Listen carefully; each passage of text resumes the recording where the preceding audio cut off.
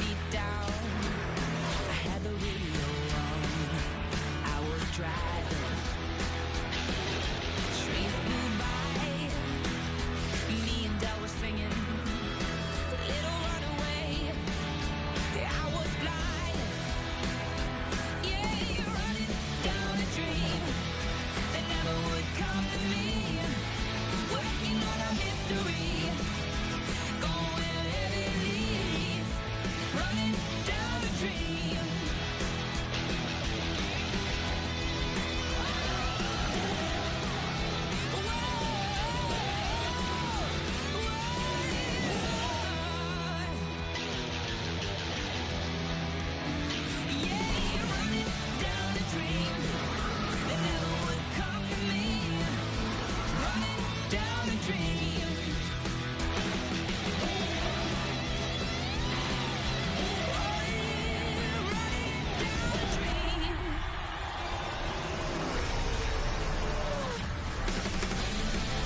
It's NASCAR Monster Energy Cup Series racing on NBC, telecast presented by USAA. Decision day in the desert. Will any of the former champions make the cut, or is it time for the next generation? For some last-minute stories, let's get into these pit stalls, beginning with Parker Kligerman. Krista, Chase Elliott comes in this race 17 points below the cut line, and their situation is a result of a season-long grind from slow cars at the start, slow results, but with a win at Watkins Glen, a win at Dover, and a win at Kansas. Their fourth win might be their ticket to fighting for a championship, Kelly. 21 top 10 finishes this season have gotten Kurt Busch to this point, but this 41 team knows they've got to be even better than that today if they're going to race for the championship next week in Miami. Crew chief Billy Scott told me they plan to take stages 1 and 2 as business as usual, but then depending on how those points fall, they could make a big strategy call in that final stage, Dave.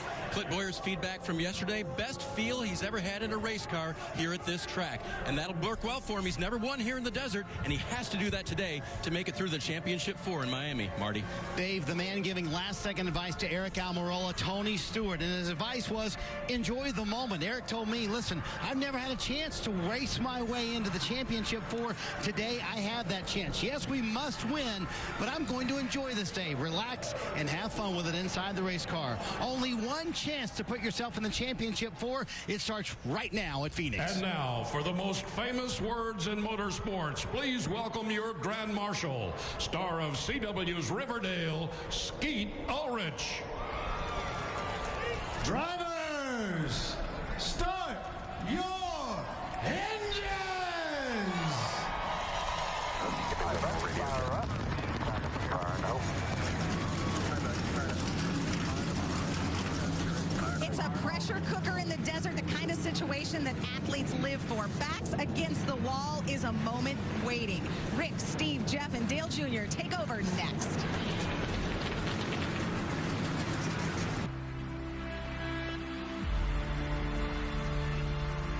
I didn't come this far to only come this far. I hear some people saying things like, when I make it, when I get to the top. I'll keep working hard until I get to the top, until I reach my goal. Tonight he earns his first Cup title. Yeah! I don't even know what to say. You are the champion, baby. Woo! Let me tell you something. There's no end. Winners never stop. It's the journey. I didn't come this far to only come this far. When I get this goal, I'll seek more. I'm proud of my achievements, but that doesn't mean I'll settle for them. Hell yeah, baby. One more round to go. Yeah, we did it. Proud, but never satisfied. Proud, but forever hungry. Proud, but pushing. Pushing for more. Pushing for great. It's the journey. It's the challenge. I didn't come this far to only come this far. And the journey will end today for 4 drivers that are part of the round of 8. Joey Logano with his win, he knows he's on to the championship 4. Kyle Busch, Martin Truex Jr., and Kevin Harvick all above the cutoff line. The top 4 in points advance to the championship 4.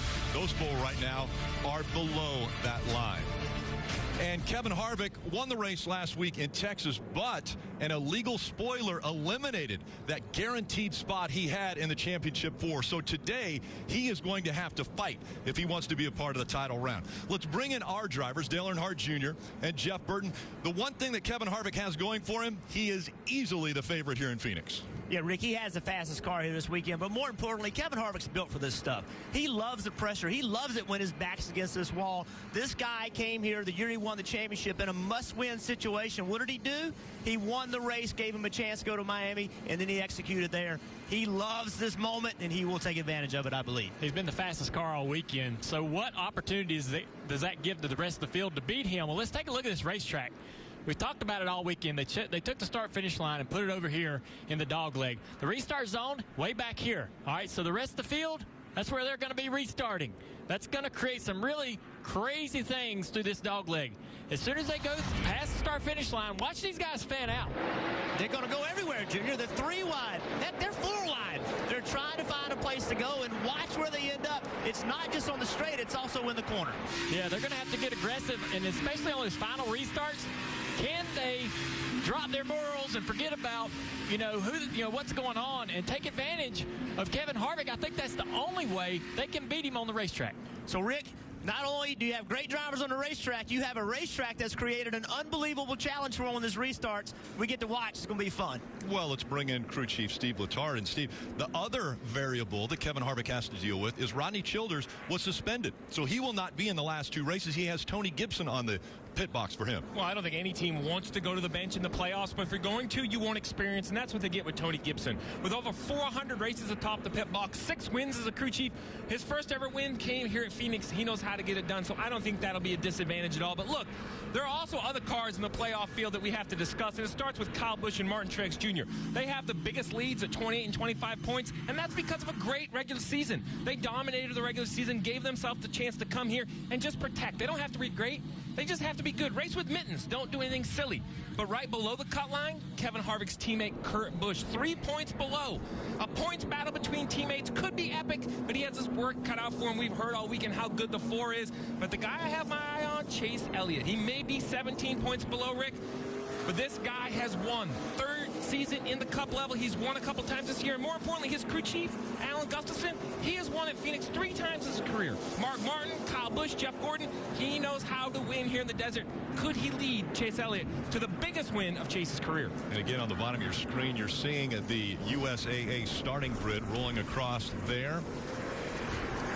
All right, Steve, let's continue on with the race breakdown for this one. It's relatively a short race. Oh, it's a sprint. It's only 312 miles, 312 laps. First, second stage, both 75 laps. That final stage, 162 laps. We're going to talk a lot about pit road. It's brand new. It was reconfigured, 45 miles per hour. Pit window, a little over 80 laps.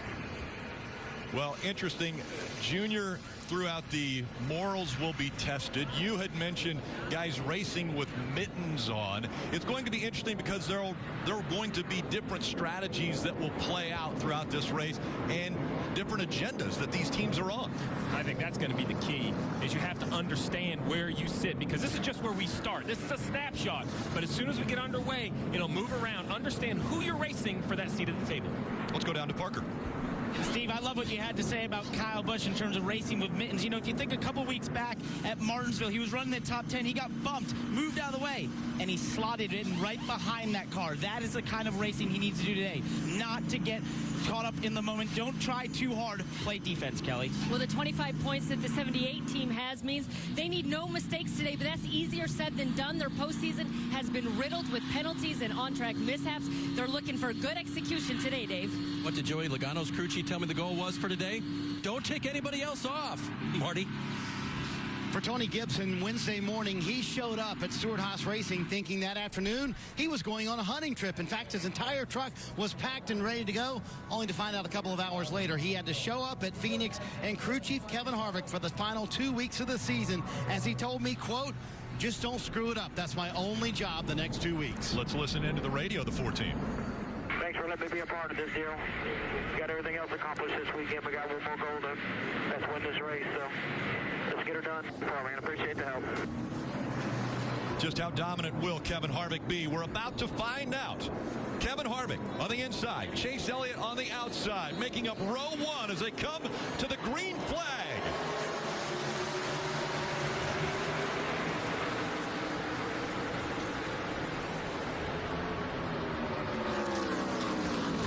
As they go into turn one. Erik Jones in that black and blue car on the bottom made it 3 wide and picking up some spots right here with that aggressive move.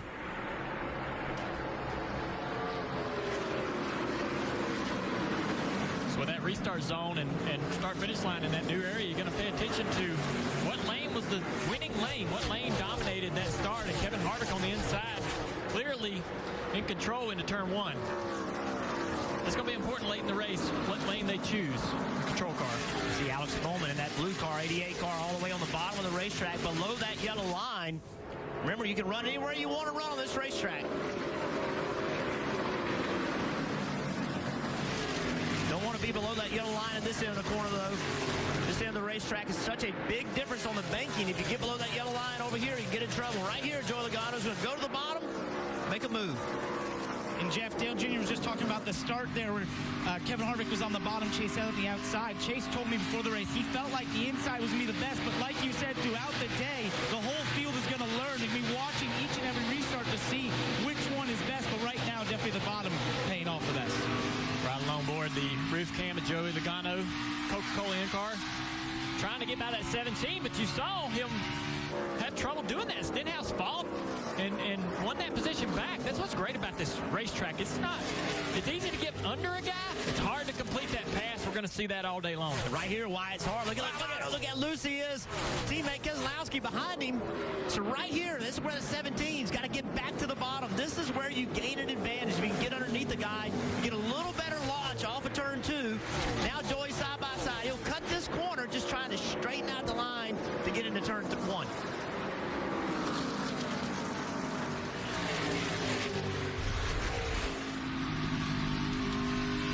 He's trying to get up under the 17. He's going to get that left front right on that yellow line. Just loses a little drive. You know, he's trying to put the power down, trying to turn the wheel at the same time, and just loses a little rear drive, spins the tires.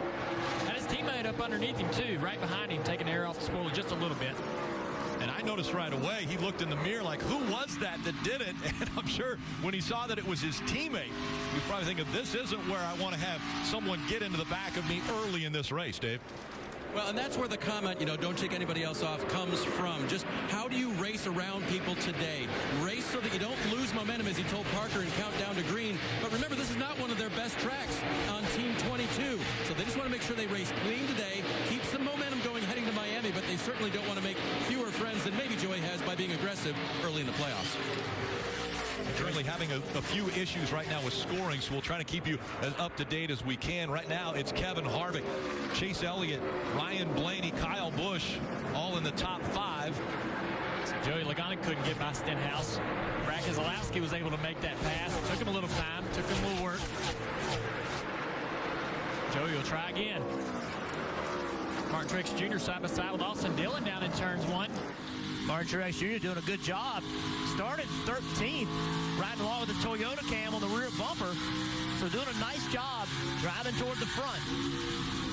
Ran into his crew chief Cole Pern last night at dinner, and Cole said they were just racing points, Steve. They knew how many points they needed to get today to get themselves to Miami with a chance to win that championship. Well, we talk about agendas, Jeff, and I think that's the agenda for the 18 and the 78. It's all about basically hungry hippos. How many points can you gobble up in the first and the second stage? If they can do that, they're guaranteed at Miami, no matter what anyone else does. I think that's the key, Rick, right? Worry about what you can control, and for the 78 and the 18, that's the idea. Score enough points. There's a bucket of points available to these drivers if you're in the top 10 at the end of each stage. Stage 1 and Stage 2. If you finish first in Stage 1, you get 10 points. All the way down to finishing in 10th, you get 1 point. That's for Stage 1 and Stage 2. So these drivers are already thinking about trying to fill that bucket up with points as quickly and early as they can. Well, you're talking about points. You see the 41. Kurt Busch making a move on Truex. Kurt Busch needs those points. He's trying to beat Harvick to be that last guy in on points if Harvick doesn't win this race. Marty. Behind the 41 is his teammate in the 10 of Aric Almirola. He didn't care about points, guys. All he cares about today is the win, and he told me that's how we're going to approach this. In fact, they came into this race weekend with Kevin Harvick set up underneath the 10 car. He said, I couldn't be aggressive getting into the corner, and I knew I was a 5th place car at best. So they made changes trying to make it a winning race car, Dave. And Jeff, you were talking about points with Kurt Busch. He said this week that penalty on the 4 car helped him immensely. -3, way better than being -25 going into this race. In fact, he said, I feel like we won 2 stages already without even firing up the race car.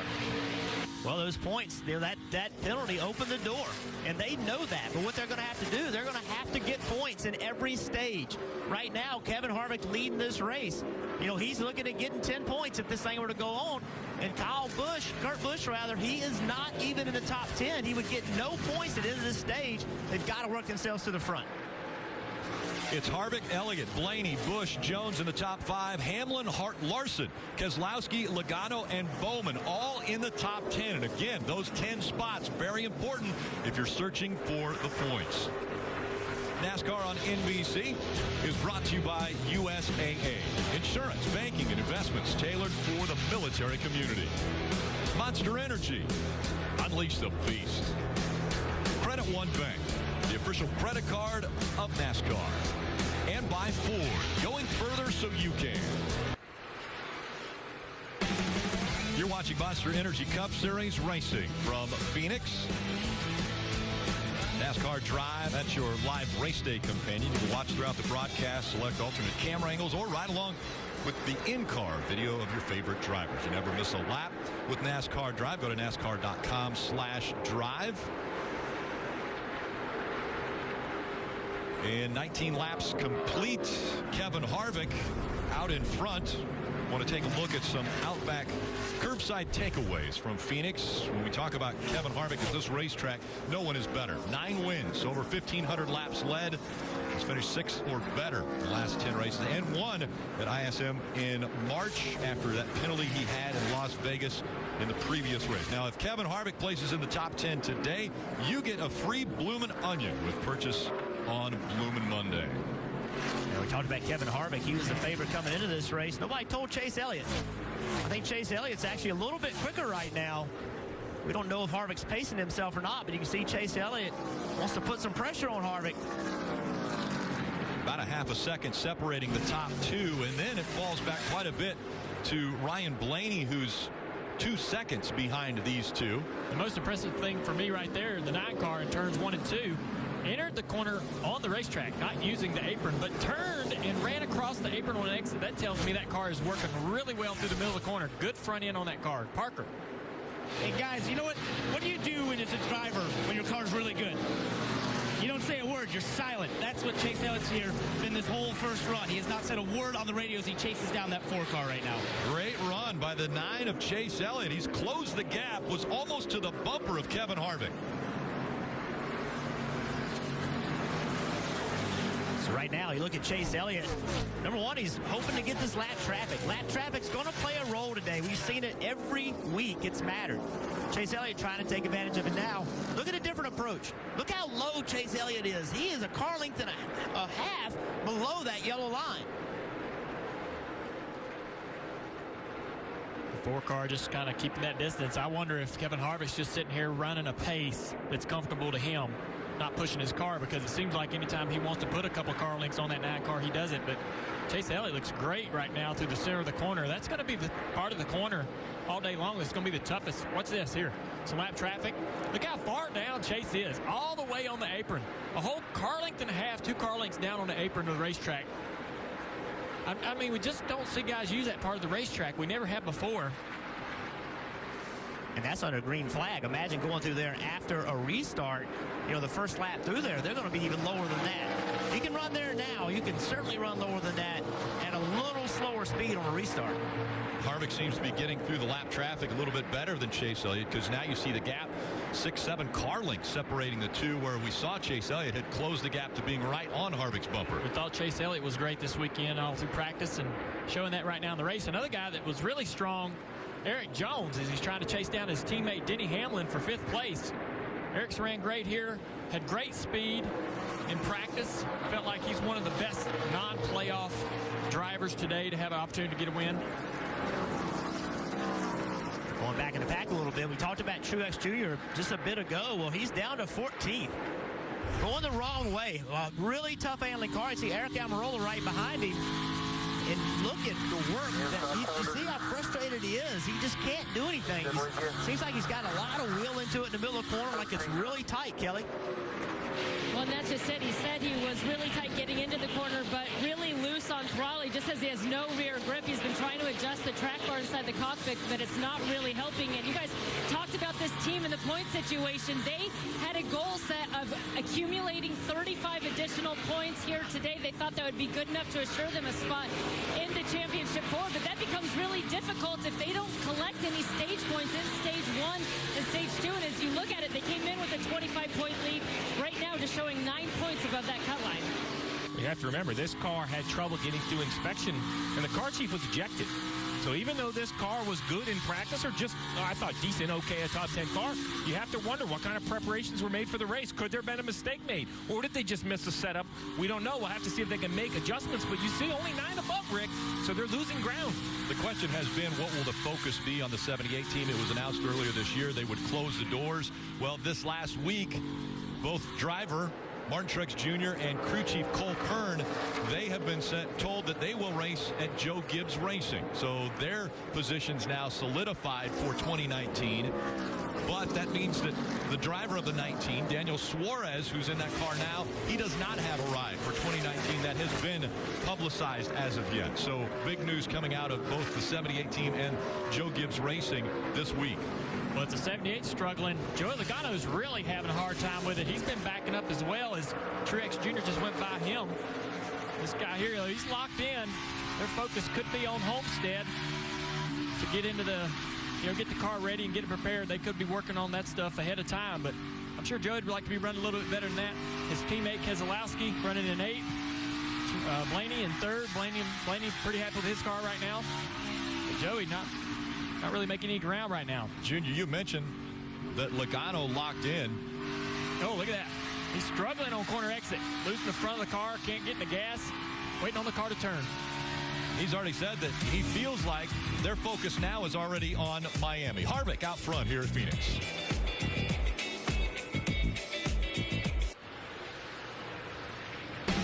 You're watching Monster Energy Cup Series Racing. Telecast presented by USAA. And today's aerial coverage provided by Coca-Cola. A beautiful view at this reconfigured, especially the infield, but reconfigured racetrack in the sense that the start-finish line has moved to right in front of the grandstands. Marty? Rick, Kevin Harvick has chimed in for the first time today, led all 37 laps to this point, saying his car is starting to get too tight, both in the center of 1 and 2 and 3 and 4. So if Rodney Childers is not here, where is he? Well, he's back at Kannapolis, North Carolina. The decision really made as a company group because they wanted him to focus on the cars for Miami, get that car ready, but also because he's in essence a war room, Dave. All these monitors, tons of technology, the in-car camera, the radio. He almost has more information there than he would have here at the racetrack. Yeah, nice quiet environment to view all that, too. Joey Logano's team may wish they had that right now, dropping back to 14th from his 9th place starting position. Joey radioing in, absolutely gives up, so disconnected, 6 up on the track bar, and will not turn. Joey's talked this week, and I confirmed with his crew chief Todd Gordon this morning, they have worn out the Miami race videos. Moving on to the Championship 4 has been on their mind. This race, they want to be positive, but has not been their focus. And Joey Logano, the only one with a win that has advanced him into the Championship 4. He has already said and made mention he feels like he's the favorite. And so Joey Logano has voiced that a few times. Maybe some of the other drivers don't agree with him. I do think that we're in a great spot considering where we've been the last 7, 8 races, and really throughout the playoffs we scored a lot of points. We've led a lot of laps, and I think now at this point, having the advantage of winning Martinsville into Miami and being able to think about that, like I just said, that gives us an advantage. I think it kind of makes us the favorite at this point. I mean, I don't really care what he thinks.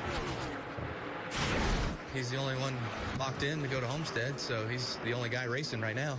So, he can be the favorite if he wants to. I know what I have to do. I don't need to tell anyone, but, talk is cheap. Put it on the racetrack and show us what you got. That's all that matters. So, that's kind of what I focus on, and that's what I plan on doing if I get there. And right now, a little bit of an uphill battle for Martin Truex Jr. He continues to struggle as he is running in the 13th spot. And behind him, even further, is Clint Bowyer running 16th, Dave. And for the driver of the 14 car, they've been trying to science out how his car is. The spotter told the crew chief it looks like he's loose on entry and has no rear grip. The reason they use looked and not sounds is this.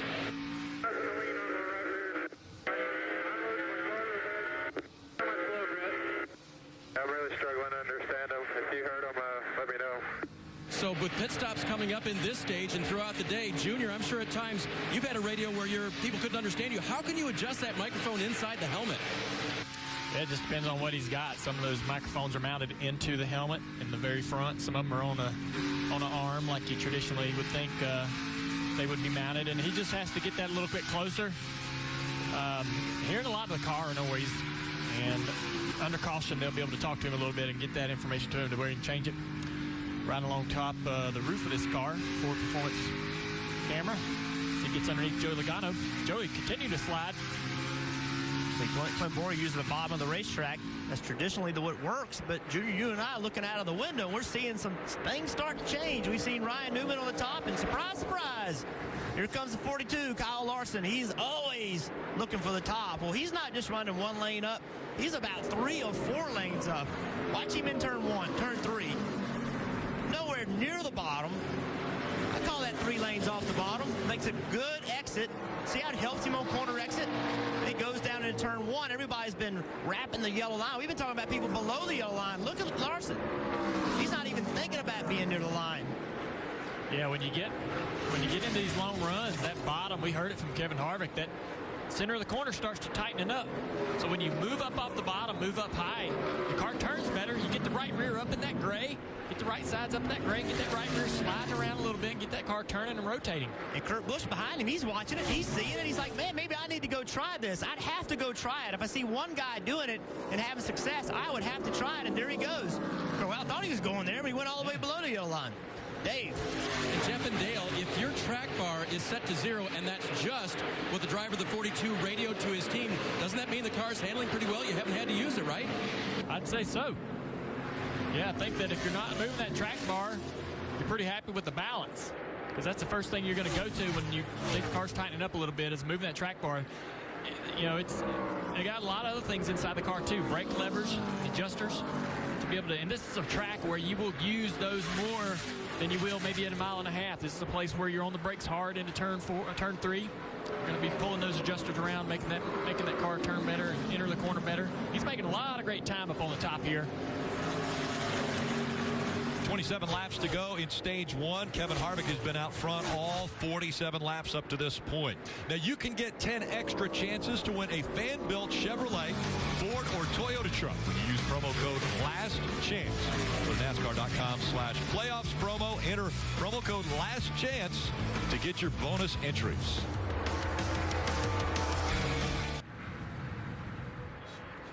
Kevin Harvick has led 53 laps of the Can-Am 500 from ISM Raceway here in Phoenix. And we're very honored that on this Veterans Day, we can show our appreciation to the men and women of the military that continue to make it possible for us to do what we love to do, which is watch racing and be a part of this great country. So we thank all the veterans out there that have put us in this position. Rutledge. Rick, I got a beautiful view up here on the roof from the spotter stand. You can take a look. You got a really great view of most of the track, but as you go into turns 1 and 2, you really lose the car, certainly the depth of field there for these spotters. Guys, I'm wondering there from your view, how hard is it for the drivers and spotters to work together when you've got that limited line of sight? Well, driving into turn 1, it's really hard. And on these restarts, it's going to be very difficult because we've seen them fan out, and it's hard to tell the driver that you're outside of 4 wide. What does that mean going into that corner where they're all going to funnel down? So that communication is really important because if outside of 4 wide doesn't mean the same thing here as it does at other racetracks. Yeah, I'm sure we'll be able to get some communication of some of these restarts. These guys, these spotters and drivers that are working in the middle of the field, they're going to have their hands full of cars all around them doing all kinds of different things, and And guys, that's one of the things that hasn't changed about this track. The spotters have always had that vantage point here at the racetrack. They've always looked where the cars were going away from them into turn 1 and coming right at them coming out of turn 2. Clint Bowyer trying really hard. He has to win today, and things have just not gone well the last few weeks. Clint Bowyer trying really hard off turn 4 there. That's not unusual, is it? This racetrack, you get a big push in the middle of the corner, you go to put throttle down, the rear end doesn't work, and end up getting in the wall, Dave. I think they have just a little bit of separation between the rear bumper cover and that right rear quarter panel. Shouldn't be a big deal, but they're watching it. Driver reporting it's just too loose. I think the frustration level is pretty high in that car after the last several weeks, but things are going well so far today. Kurt Busch, we just saw him got by Kyle Larson. Now he's using this lap traffic to get by his brother there in the 18 car. He's been steadily moving toward the front. And now just 17 to go in stage 1. We're riding along with Kyle Busch and the Toyota onboard. And remember, this is showing Kevin Harvick as the leader and winning this race. If he doesn't win this race, then he, in that 41, Kurt Busch are in an unbelievably tight point battle. So every point, every position that Busch can get right here is huge. We mentioned the 4 being marked as the leader. Chase Elliott is not letting him relax at any point. He has kept it under a 1-second lead really for this entire stage. And with just a few laps to go, 16 to go until the end of this stage, he's forcing Kevin Harvick to make great decisions in traffic, Rick. One mistake at one end of the racetrack, just following the wrong car, will cost Kevin Harvick the lead with Chase Elliott being that close. And with 15 to go, we're able to watch this battle in NASCAR nonstop.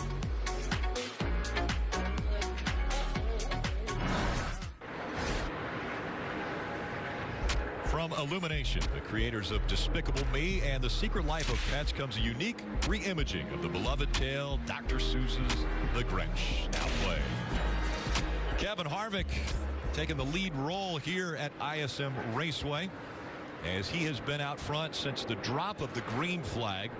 66 laps complete, 9 to go in stage 1. And again, at the end of this stage points distributed. 10 points for the winner, all the way down to 1 point for 10th. Rick, remember last year, a non-playoff driver won this race, Matt Kenseth. Well, we have 3 non-playoff drivers, 3rd, 4th, and 5th. Ryan Blaney in this 12 car running very well in 3rd place. Behind him, Denny Hamlin looking for his first win this year. That's amazing to say. Kelly. Yeah, and the importance to getting that win would be keeping alive a streak that's now 12 straight years, I should say, of at least 1 win for Denny Hamlin. He's got just 2 races left if he's going to extend it. His crew chief, Mike Wheeler, told me they were really happy at the end of happy hour practice yesterday, so they had good expectations. He's been quiet on the radio, except for a handful of laps ago when Denny said that he had a shake in the right front, so the crew's been on standby, but it sounds like they're going to be able to make it to the end of stage 1. Rick, you mentioned what's going to happen here in 7 more laps. Stage 1 will come to a close, and that means points will be awarded to the top 10 cars. 10 points to the leader, 1 point for 10th. What that means is Kevin Harvick, who's currently leading, he'll gain those 10 points. Chase Elliott, he'll get 9 points. He's running 2nd. Kurt Busch doing a nice job gaining those points, currently running 5th. I think the big loser, Martin Truex Jr., currently running 13th. We talked that they were decent in points, but that starts to go away a little at a time. Missing points in the first stages could be costly to the 78 if something happens later down the road. I mean, you see only 5 above projecting out the rest of the race. That is not the comfort that the 78 was looking for.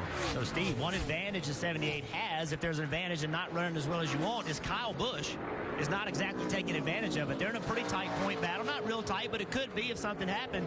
Kyle Busch, he's only 8th. So he's given up an opportunity to get some stage points here. If something happened, you see right now it's 14 points between the 2 of them. With these restarts, you never know what's going to happen. So, Kyle Busch not having a great first stage, that's taking a little pressure off of Martin Truex. Truex trying to get by this car of Eric Almirola. He's been trying, and Eric is racing him hard. I mean, that's what this is great stuff, because this is what this playoff format has created, making these guys have to race for every single position, even back here in 12th and 13th. Only 71 laps into the race. Marty. Hey, for Eric Almirola, guys, he's sitting there in the 12th position. This is a race team. They don't care about points. We mentioned earlier, all they care about is the win for that 10 car. He said, I need help rolling the center, and I'm sliding the right front in the middle of the corner. They've tried the high line like Kyle Larson. They've tried running low, just no speed right now in that 10 car. Kelly? With the 78 team of Martin Truex Jr. They've really preached all weekend long that they just need to go out there and kind of take care of business as usual. But the team did tell me this morning that their mindset really could change in the third Problem stage. with the 4. Harvick up the racetrack, easily passed is Chase Elliott, but the 4 slow on the track. He's got a flat, Rick. He said he had a flat. Tim Fiedel, as spotter, said we got something wrong here. Kevin didn't say anything on the radio for quite a while. Then came on, said I've got a flat. That's all he said. You see him coming to pit road here. It's going to be closed, by the way, Marty, because 2 laps to go. They close pit road. Well, in double trouble. No interliners in these short track tires on the right side of the 4. So you see the sparks. You see the damage. Even if he gets the pit road, the right front splitter missing. The right front sway bar arm dragging. The 4 of Kevin Harvick, not to mention the time he's losing, but the damage being done. This may remove the 4 from a potential winner. He was only 3 points ahead of the cutoff line when this race started. Being out front helped, but now the points are definitely going to matter. Chase Elliott working his way down the backstretch for the final time in stage 1 as he goes through 3 and 4. He is going to end up winning stage 1. Chase Elliott gets the win. Kevin Harvick with problems on pit road. Unbelievable, Rick. Had led 72 laps to that point, all but 3 laps. He was 3 laps short from making it to the end of the stage. Clearly a right front. They did say, Tim Fiedel with the spotter got some binoculars on that right front splitter, said it looked fine to him. It didn't scrub off too much, but you got to wonder if there is suspension damage on that 4 car, guys. Huge problems for the 4 team. Look now at the points. 30 points below the cutoff line for Kevin Harvick as they run at the end of stage 1.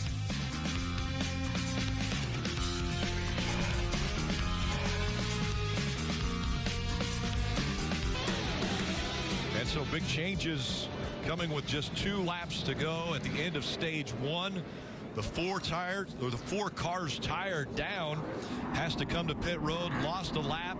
That enabled the 9 of Chase Elliott to get the stage win. And now they're coming to pit road, Parker.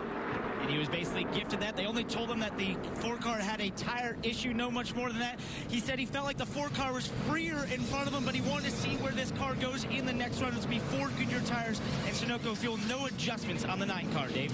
Parker, the 41 of Kurt Busch was a little loose, but I think he was told his crew chief, Billy Scott, don't change it too much, because he said it really came to us there at the end. He'll get 4 Goodyear tires and Sunoco fuel. Eric Almirola under your screen trying to work his way towards his pit stall. He said the car just got way too tight and sliding the right front in the center of the corner. That was his biggest issue. They did feel like the longer the run went, they did get a little bit better to the competition, what were so far behind at that point. Kyle Busch said his car was, quote, ungodly tight for the 18 car. Kind of fell back there towards the end of the run. Did collect some stage points, though. Looks like the 9 will win that race off pit road, Rick. And the race off of pit road brought to you by Kroger Click List. As you see Chase Elliott holding serve, Kurt Busch gaining a couple spots.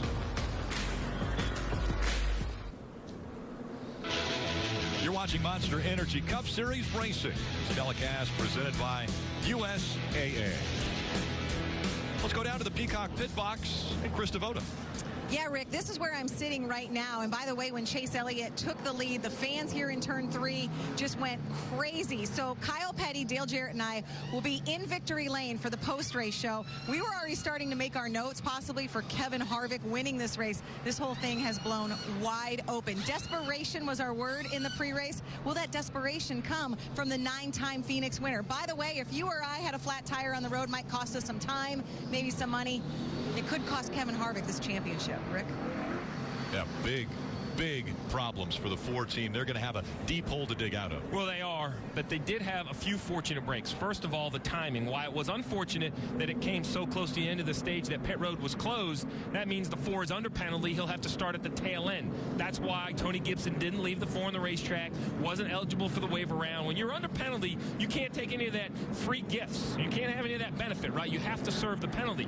But what was fortunate for the 4 of Kevin Harvick is it was coming to the end of the stage, so Chase Elliott crosses the start finish line and slows right down, Marty. So right now, the 4 of Kevin Harvick, 1 lap down. He has a great race car. He has 230 laps left. So Marty, unless there's some major damage, I would expect to see the 4 of Kevin Harvick become a player again as the race wears on. And Kevin Harvick just asked that question of Tim Fido, are we under penalty? And they said yes, so we have to start at the tail end, as he mentioned, so he dropped back behind all those cars. Only 5 other cars that he has to get past to get back on the lead lap, actually 6 cars. And here's the tire that came off. Now, they wondered if it was a melted bead. In other words, that the bead where the tire connects to the wheel got too hot and melted. That was not the case. They do think it might have been an air pressure adjustment needed in the tire, though, so they did make an air pressure adjustment to get him fixed up.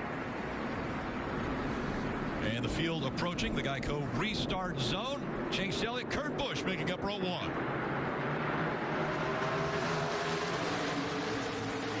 That inside line dives all the way down, cutting the dog leg off as they go into turn 1.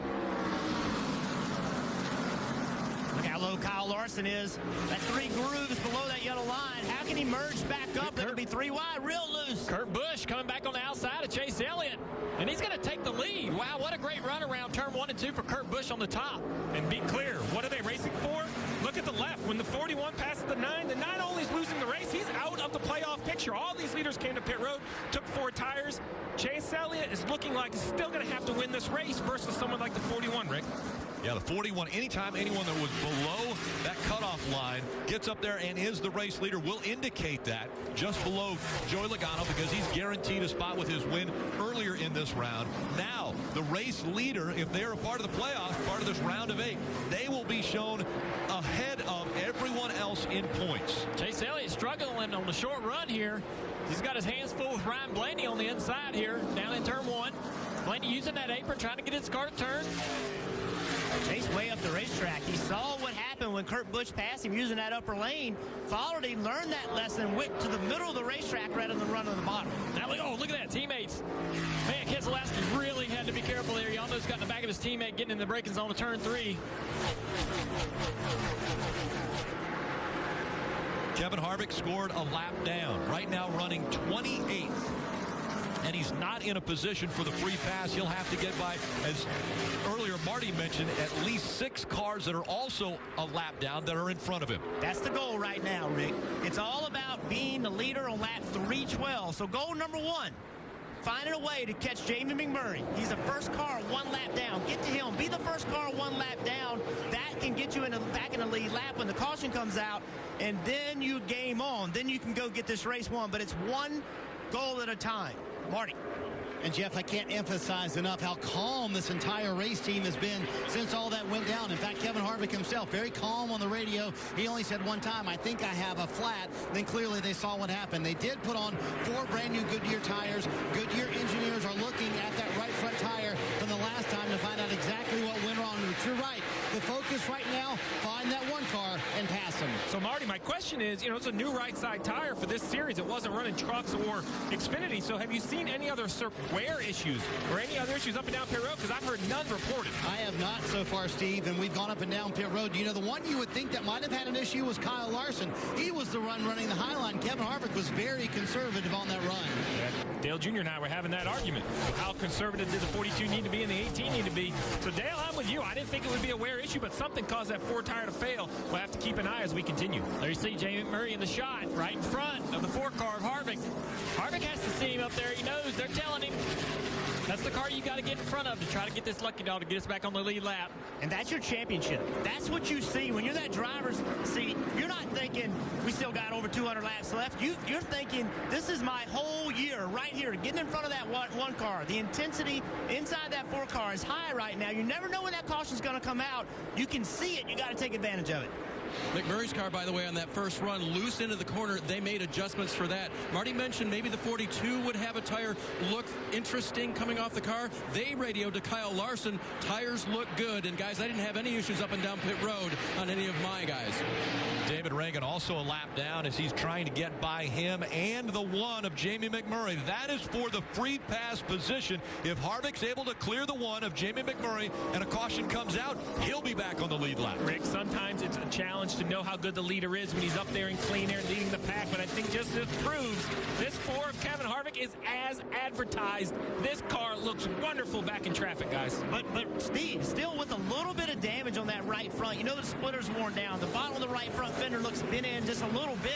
You have to wonder if you get long green flag runs, how much that's going to hurt this car. Well, he ran a 27.95, a 27.71 before that. Our leader's out there running 27.20. So as he gets closer toward the front, those times should get better. But I don't know that he's going to have the competitive car he started this race with. And right now they told him you are in the position to get the free pass where you are running. But Kurt Busch could put cars a lap down also as he is out front. Chase Elliott behind him. Blaney, Keselowski, and Kyle Busch all in the top 5. Now as we head to break, Coca-Cola brings the Phoenix Heat to this week's edition of Race Day Fuel. Caution has come out at ISM Raceway. This time, Joey Logano brings the caution out, and this means that move that Joey Logano made at Martinsville, where he moved Martin Truex Jr. out of the way to get the win and a guaranteed spot in the championship 4, really is paying dividends right now. You heard it there, guys. The middle of the dog leg, the left rear tire obviously goes flat. Not sure if he ran over something or what the issue is. At that point, he's just along for the slide. See the left rear tire issue on Paul Menard's car in practice. Another one here in the race. Have to wonder if they've got that left rear tire real low on air pressure and it hurts it early in a run. Seen that before. Huge benefactor right here, Kevin Harvick. He was the first car lap down. So he gets the free pass. Will be back on the lead lap. And that's bad news for the rest of the competition. Kelly. And the 78 of Martin Truex Jr. going to take this opportunity to come to pit road. He's not been completely happy with his race car. They missed an adjustment last time down pit road, but now he's called off the wedge they were going to put in. It sounds like it'll be an air pressure adjustment and 4 Goodyear tires, Sunoco fuel for Martin Truex Jr.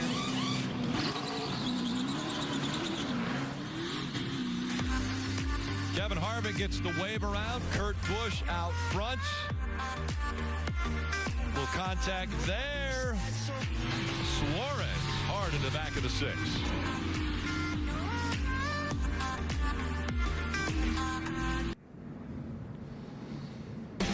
$50 laps still to go in stage 2 of the Can-Am 500 from ISM Raceway. And at this incredible new facility, Toyota Rattlesnake Hill remains one of ISM Raceway's most defining features.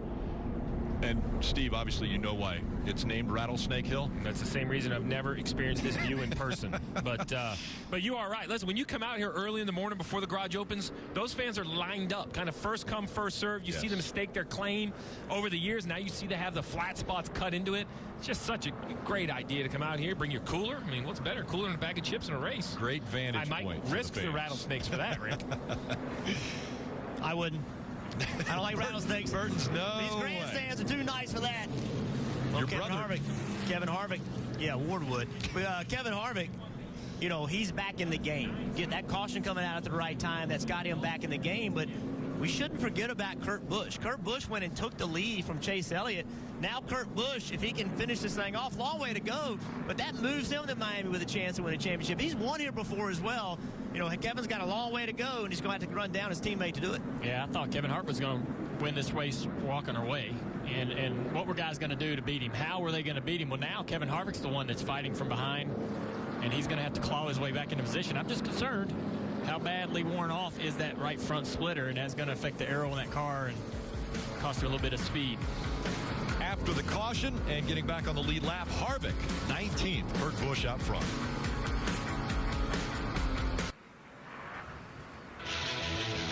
Aerial coverage provided by Coca-Cola lets us see this sold-out facility. The campgrounds sold out for this race. And 2x2, guys, we've seen crazy restarts in the trucks and the Xfinity, and I know we're going to see crazy restarts here as well. Well, this time we're going to do this restart from the helicopter. We're going to get a view of what goes on back here, back in the pack. Still got a lap to go. They added a lap, but You know, we focus on the craziness in the front 2 or 3 rows, but it gets even crazier further back, and that's where Kevin Harvick is. He's going to restart back in 19, so he's going to be right in the middle of it. Marty. Well, guys, you mentioned Kevin Harvick starting back in 19th. He has 20 lap fresher tires and almost everybody in front of him because he came to pit road once he got the free pass. 4 fresh Goodyear tires. That should make a bit of a difference. And you guys keep talking about the right front, wondering whether or not there might have been damage when that right front went down earlier. Kevin said no. It all feels fine to him suspension-wise. So this is going to be interesting. The best car in the field, the fastest car in the field, now restarting 19th, but back on the lead lap. This restart here, Kurt Busch will be the control car, and he's on the inside. Continue to watch that. It looks like that inside line is definitely the lane choice for these guys as they get later on in this race, and these restarts get more intense, and we start to see that outside line get a little more aggressive. Now we wonder if Chase Elliott learned something by being passed on the outside, that we saw Kurt Busch make that move to take the lead away from him. We'll see if he'll take advantage of that. Let's take a look at some laps from above, brought to you by Coca-Cola as they come back to the restart. Kurt with a really good launch. Blaney going way low. Look at Blaney. Yeah. Oh, gosh. Almost came up into the 41, had to check up. That slowed him down as well as Kyle Busch, who was behind him. That transition so aggressive back up onto the racetrack off the apron with a car on the outside of you. It's easy to get out of shape there. Look at these guys back here behind. Truex, Jimmy Johnson, Bowman. All those guys trying to work down into the bottom of turn 3. 3 wide behind them, way back in the back, 3 wide. Yeah, that's tight. See how they drive across. 4 wide. Yeah, 4 wide down there with Bubba Wallace. And then you get down there and look at him. Nobody knows who's lifting. Who's lifting? Who's going to go in here? There's Harvick in that blue car on the very bottom. A 3 wide still off of turn 2 there with Jimmy Johnson. Works himself out to 2 wide. So intense back here. This is the most difficult race there is. The leaders got it way easier compared to these guys. 3 wide again. Byron to the inside of his teammate. Look how much he gains just by cutting. That's about a car length he gained there. That's why you got to take advantage of that when you can. Makes it difficult to get in turn 1, though, doesn't it? Your angle is messed up. Your angle of attack into the corner is messed up. When you do that, you may as well just run that apron. It actually doesn't hurt your angle of attack as much as if you try to go back onto the racetrack. Just to clean it up, Joey Logano out of the race. Also, as we went away, you saw the 19 of Daniel Suarez. He also had so much damage, they couldn't get the car back out onto the track. But Logano is with Marty. And let's chat with him right now. Certainly not the way Joey Logano wanted to start his championship 4 week at Miami. So what happened with the left rear? Did you have an indication it was going to go before? No, it just came apart. I don't know what it was. It may have been something that we ran over, maybe just going down onto the flat a couple laps earlier. May have done it. Not really sure what it was. Just came out of nowhere and thought I had it saved for a second, but all the tires were flat by the time I let my foot off the brake and tried to save it and set it up in the fence there. So, it's what it is. And, good thing is we're locked into Miami, and it doesn't really make a difference for us. So we can still keep that momentum, keep our heads high, and focus hard for next week. And the focus forward, trying to win a championship next week for Joey Logano, guys. We're showing Kevin Harvick. He had to start at the tail end after taking the wave around. He's worked his way through the majority of lap down cars up to some lead lap cars now in 17th, but back at the front of the field, 2 drivers really racing for their playoff hopes. The 41 of Kurt Busch. You look at the points on the left. As the leader, he's in the race. The 9 of Chase Elliott is 9 points out. If that position swaps, so does the spots in the playoff. The 41 would be out, the 9 would be in, Parker. And Steve, if you remember back to the stage 1 break, they made no adjustments on that 9. And after he lost the lead, he just said he's too tight right now. He's lost the ability to turn in the center of the corners, and it gets worse when he gets right up behind the 41 of Kurt Busch. If you look behind him there, that 2 car of Keselowski's also coming, gets right up on the rear bumper of Chase Elliott. Whoa, they touch. That was close action right there. Chase Elliott got really loose in the middle of the corner. Keselowski tried to get underneath him. A little bit of contact, as Parker said. Chase Elliott gathered it back up. Chase can't give this spot up. Chase has got to keep digging. Racing that 41 car. See right there, the 9 got real loose. A little bit of contact. Chase ain't going to give this spot up easy. He's racing Kurt Busch with a chance to win a championship. That's how he's got to look at this. And remember, coming into this race, Kevin Harvick was 3 points above Kurt Busch.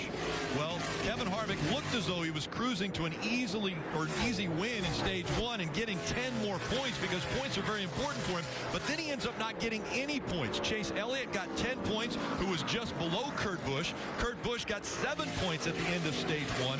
So points definitely a big hole for Kevin Harvick. You see him right now 26 points out of that championship 4 when it looked as though he was easily the favorite to win this race in advance. And the picture changes with who the leader is. The 41 leads changes it, the 9 leading changes it, the 4 leading changes. So Jeff, it's complicated, right? If you're a crew chief down there, I'm trying to do the math, but who I'm chasing keeps moving with who leads the race. I tell you what, a major difference that this race has versus some races is the length of the race.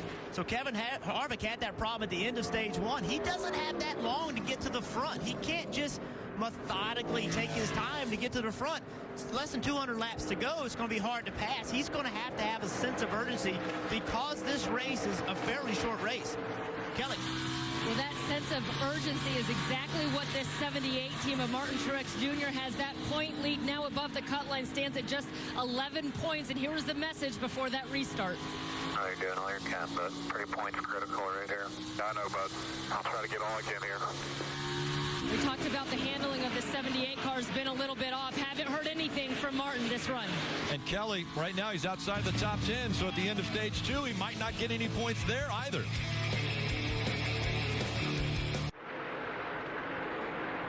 We mentioned at the top of the show, the journey for the championship may end today. And right now, these 4 cars are outside of the championship 4, having to fight to try to get into that title fight. I want to take a look at the Toyota Camry on-track car, which right now is in victory lane. This car is so much fun to drive. On Saturdays, I get a chance to drive it. But today, we're going to talk about this splitter. We talked Kevin Harvick had that right front tire go down. You can see the bottom right edge of this splitter on this car. That's the problem. How worn out is that? We may not know until we get to a real long run. Sometimes new tires will cover up. We'll make it so you don't really know it. But on old tires, we're wearing that splitter out. Will that hurt him and prohibit him from having a chance to win this race and moving on to Miami with a chance to win a championship? That's where the journey will end for so many that at the beginning of the year thought a championship was in their sights.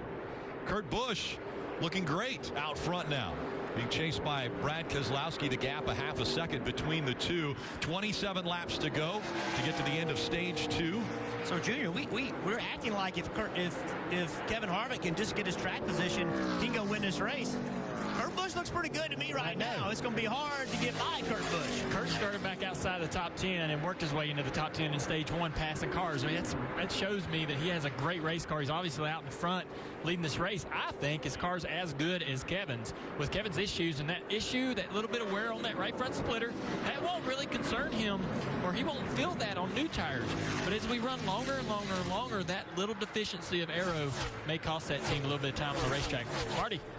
And Junior, a lot of faith for Kevin Harvick in this race car. It's taken him to wins both here at Phoenix in the spring and New Hampshire in July. Maybe one of their best cars in their stable. Harvick right now in the 14th position, getting by Ryan Newman right there. And I sense from them guys a little bit of patience. I don't sense an urgency to get through the field. Yes, they have those fresher tires, but I just sense from the team, Tim Fiedler, the spotter, and Kevin in the radio, they're patiently making their way through the field more than anything else.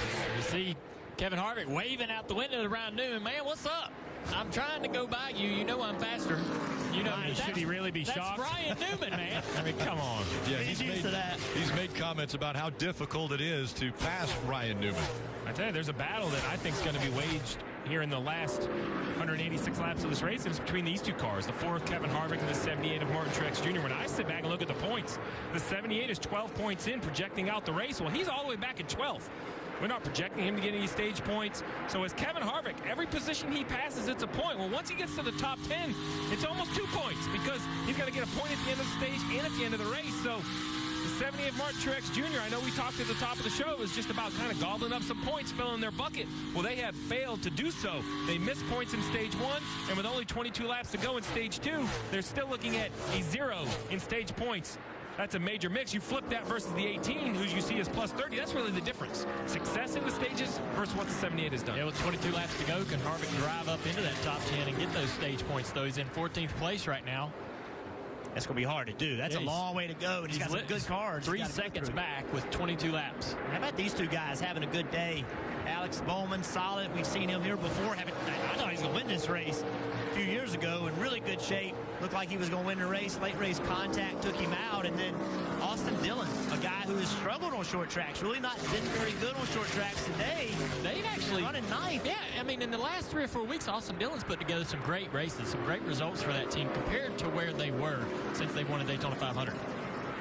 Just a couple spots back, the 24 of William Byron, the young man in his rookie season in the Monster Energy Cup Series, looking very impressive on the rookie battle. The battle against the other rookies this season looks great there. I think there were a lot of high expectations coming into this season as to better performance out of William Byron. I think there were expectations, but I think everyone would agree, even the group inside the Head Motorsports, that William was moved up really probably too quick for his driving career, but it made sense on the business side. And then something just didn't seem to be gelling with his crew chief. I think him and Darian Grubb get along very well, but it's been well documented starting in 2019. He'll have the crew chief of his teammate, Jimmy Johnson. Chad Knaus, Jimmy Johnson splitting up. Currently a winless season for the 48. We talked about Denny Hamlin. Well, Jimmy Johnson has never gone a year without winning a race. And look, Parker, I mean, the 48 car is running 17th. I just can't remember a year where the 48 was just not involved in so many races. I agree with you, Steve. And, you know, Dale Jr., I want to bring you in on this because I spoke to William Byron about what you said in practice when you were asked about his season, his rookie season. You said it was below average. I asked him, do you agree? And he said, yes, I actually do agree. This has been below average for us. You know, we just did not achieve what we wanted to. We didn't keep up with the 88 or the 48. And he said, you know, if he had done that this season, he would consider it successful. But winning in the rookie year is a nice little cherry on the season. He didn't feel like he had done as well as he could. Yeah, I mean, every driver comes in with, oh, we got a car in the fence, 14 car. Clint Boyer into the wall. Another left rear tire, it looks like. But that's very far into the run. It's wonder what's going on with these left rear tires. Well, you have to wonder if that start, so if you start the race on low air pressure and the first thing you do is go from the banking to the flat to the banking down the dogleg, that will damage the side of that tire and it'll just create a little leak. And over time it loses air until it finally fails. You have to wonder if that's what happened on the 14 down the back straightaway here. Left rear tire goes flat. There's nothing the driver can do. So you guys talked about how the restarts have changed the racing. Well, they've also changed the abuse put on these Goodyear tires. That is a helpless feeling for a driver to go down in the corner and you can't. There's nothing you can do to keep it out of the fence. And Boyer, that is so fast. Boyer and his team had rallied. They were running 7th. It made their car a lot better, and this is going to put an end to his bid to win a championship this year. Last few weeks, very disappointing to this team. So you see the 14 coming to pit road. Pit road was still closed this time by, so we just talked about points, stage points, strategy. Well, this is what stage racing has done. What do you do? Rodney Childers is not here. Tony Gibson on top of the pit box is going to have to make a decision. The 4 of Kevin Harvick, 13th, having a nice recovery. But do you do something here? Do you do some strategy to gain some stage points? I think we're going to see the leaders pit here. And if they do, I'm Kevin Harvick. I'm considering staying out on the racetrack and trying to gobble up those 10 points, try to put a little in my bucket. If you're Martin Truex Jr., what is he going to do? He's having a bad day. Could he get a few stage points and maybe take some pressure off the final stage? I was just watching Kevin Harvick before that caution. He ran the fastest lap of the field. So if he's doing that in 13th place, you put him out front, he's going to have enough race car to get plenty of stage points with only 15 laps to go. But I think the speed of the 41 car may influence what Kevin Harvick needs to do. He might be they might be now in we have to win mode versus pointing themselves in. If that's the case, do what the opposite of them. I don't think they need to win. I wouldn't be racing the 41. I'd be racing the 78. I would do whatever the 41 doesn't do. I would try to gain points on the 78. I think that's the car they can eliminate. That's the call, guys. The opposite of what the leaders do. So it looks like Kevin Harvick might stay out here because here come all the leaders on the pit road. He is going to stay out. 19 cars on the lead lap. Parker. And Chase Elliott still complaining about being tight and getting tighter. They're falling behind the racetrack and not making adjustments in that first stop. It's going to be 4 Goodyear tires and Sunoco fuel here on the 9 car and an air pressure adjustment. Dave. Parker, crew chief Billy Scott told Kurt Busch it's going to be a catch-22 here. If we come, they'll all stay out. If we, somebody's going to stay out. If we stay out, others will come. So they'll come for 4 tires here and Sunoco fuel, Marty. Kyle Busch says early in the run, I'm so loose, I feel like I'm burning the right rear tire off. But then at the end of the run, I'm way too tight. Adam Stevens electing an air pressure adjustment here, trying to balance those two things for Kyle Busch, who ran the top 10 that entire run. And as they come off of pit road, the points already cycling through. The 14 of Clint Bowyer into the wall. His championship hopes gone.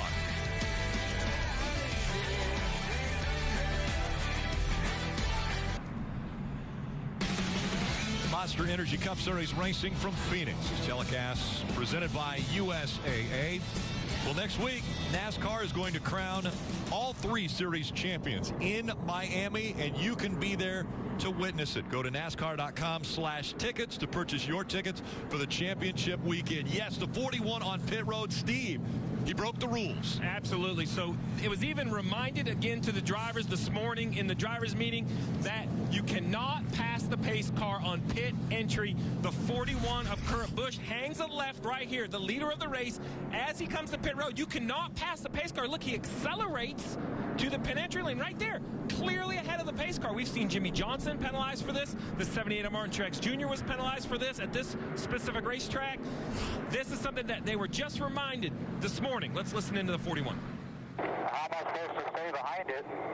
Oh, it's on the entry part. They're talking about what the commitment box is on entry. The pace car speed is faster than pit road speed. I don't know what to tell you. Well, he's frustrated. It's very simple. You saw him accelerate on the video. Why? There are some issues down here in the corner that perhaps if you run the right speed, you'll get in front of the pace car. They said, don't worry about that. What they warned them for was this specific thing. He accelerates to the line because you want to gap the guys behind you, right, Jeff? That's the goal as a driver. To try to, not to try to prevent. The rule is you can't pass the pace car. He clearly did it. Yeah, something doesn't happen a whole lot because of the shape of most racetracks. You don't see it a lot, but at some racetracks you see it, Kelly. And actually, the 78 now assumes the lead, but Cole Pearn had tried to call Martin Truex Jr. to pit road last second. It was too late. They're actually happy now that he stayed out, but he says he can't run the apron. Field going through the Geico restart zone. It is Martin Truex Jr. And look at the 4. Kevin Harvick right behind him. Yes, he didn't come to pit road. They're going to try to utilize this strategy to see if they can gain points and get back into championship contention. But Kyle Busch did come to pit road, and look at him on the bottom. He restarted about 9th place. Look at where he is already up to 4th, using that apron to get there. Battling for 3rd. Going to take 3rd away from William Byron again on older tires.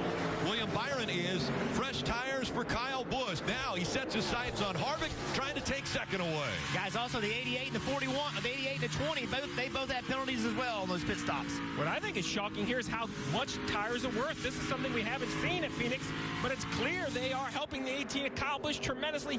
He easily drives around the 4 of Kevin Harvick, and he's going to set his sights on the 78 of Truex. You saw him in the last lap. The 18 did not cut the apron. I think that's a smart move by these drivers, knowing what we know about these left rear tires, to try not to cut that apron if you can help it and hurt that left rear tire early in the run. The concern now for these guys that did stay out, Kevin Harvick, if these new tires are better, are they going to catch you and take away those points? You may have stayed out for nothing if tires don't hold on here and you lose a lot of spots.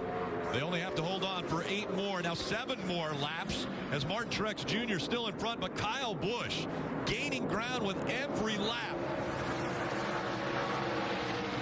We talked about points and how it changes with the leader. Well, the one good news for someone like Kevin Harvick, look on the left side of your screen. With Martin Truex Jr. or Kyle Busch leading the race, they're both ahead of him in points. It doesn't affect the cut line. That penalty to the 41 could be a big, big issue as we get later in the race. That would hurt the 4's attempt.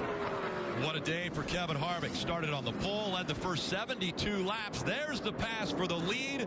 Kyle Busch takes away the top spot. Martin Truex Jr. will fall back to 2nd. Harvick still holding on to 3rd, though, and a very eventful day it's been.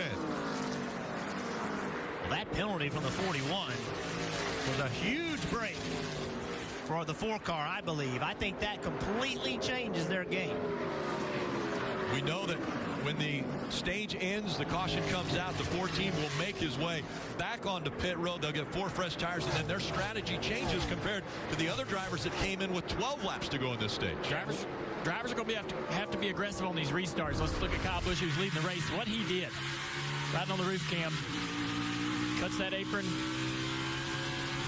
stays down there and just driving by guys, obviously making up a lot of ground there. Runs this apron down here in turns 1 and 2. Here, half throttle, just very easy on the throttle, trying not to lose grip, trying not to shove the nose or spin the tires, and there you are. All the way up to 4th place. So, Junior, it's important to remind everybody that on those restarts, we see everybody hanging left. You cannot go below that yellow line until you get to the start-finish line. Keep an eye on that as this race goes on. And as a crew chief, Jeff, I'm taking mental note. Because as we see Brad Keselowski getting by the 4 of Kevin Harvick, but don't fight him. He has fresher tires, going to fall back to 4th. That's still gaining points. I didn't think the 18 of Kyle Busch was even in the picture, so I'm making some notes. We get some late race cautions, decision time on top of the pit box. And you see on the left of your screen, as they run the points, the 4 of Kevin Harvick now above that cutoff line by 15 points based upon this huge move by staying out and trying to get stage points at the end of stage 2. I'm just real curious to see where they come out. We know that when the caution comes out, they're going to pit. Some other people may stay out. How many spots is he going to give up on this next restart when they do come in to pit? And again, every spot on the racetrack is worth a point. Martin Truex Jr.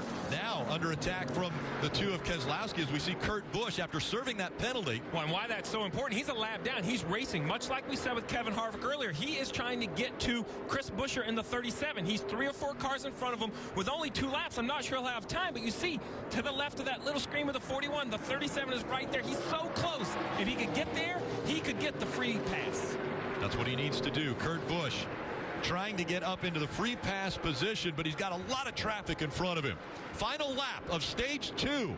Kyle Busch, after changing tires, coming to pit road, those 4 fresh tires, he has checked out.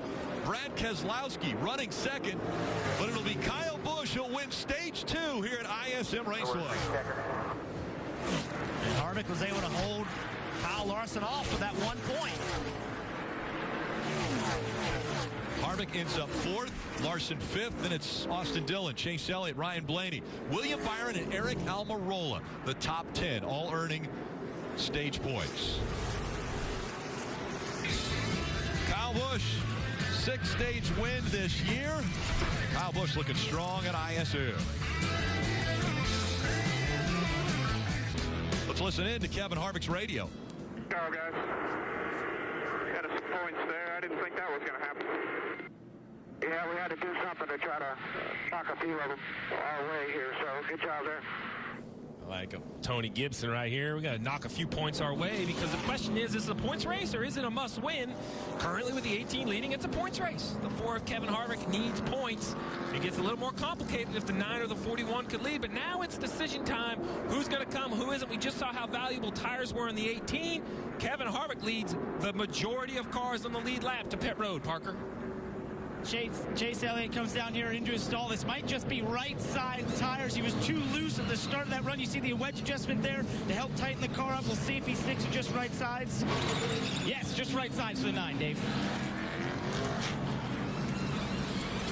The 78 of Martin Truex Jr. is also on pit road. He said he thinks he might be pretty good actually on a long run, but he said I've got to be really low and really straight to be fast. As 4 Goodyear tires, Sunoco fuel for Martin Truex Jr., Marty. Eric Almirola said I was losing the entry too quickly into that run, and I need help in the center of the corner. Air pressure adjustment for that team. Right side tires only for his teammate Kevin Harvick. Going to be 4 tires for that team, and it's going to work out terrific for them with all the cars pretty much behind them coming to pit road. They're going to gain a ton of spots and those points that they just talked about.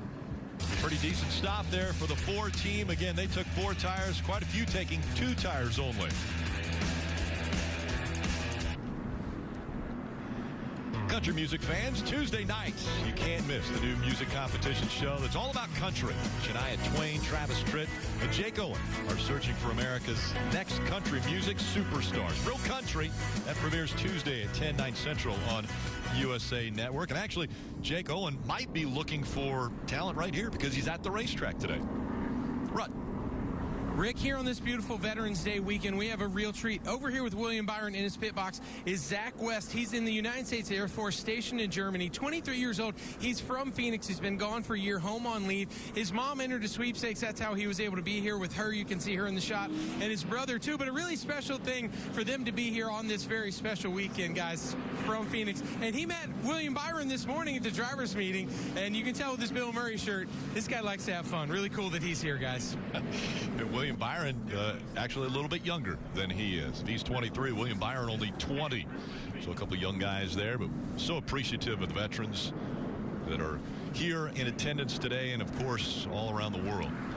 All right, so Rick, stages, stage points, all these different things. We started the day saying we will send 4 guys with a chance to Miami to win a championship. Joey Logano, he's in.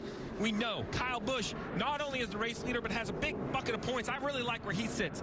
But this is it. This is with all the stage points awarded where everyone sits. Martin Truex Jr. scored some points there. Nice recovery. Currently plus 29, running in the 9th position. Kevin Harvick in the 10th position, but only 5 points above Chase Elliott. And this is with Chase Elliott or the 41 not in the lead.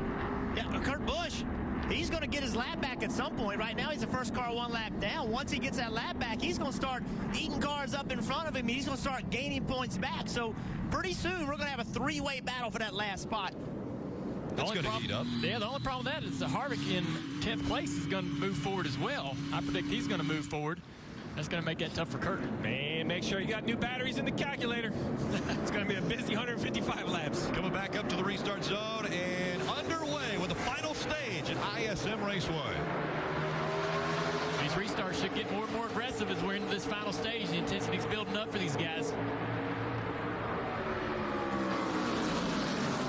Eric Almirola in the 10, all the way down on the apron. Another one of the drivers that has to win if he wants to advance to the championship 4. Chase Elliott fighting for grip on that corner exit. Look at Denny Hamlin moving up into the top 3. He's been strong all day long. Looking for his first win. 3 wide back here. See right there. 3 wide, Kevin Harvick. Yep, Denny passed Blaney. Blaney's trying to pass him back. Seeing some crossover moves all weekend here. Kyle Larson with a really good move back there. There's a lot of stuff happening here.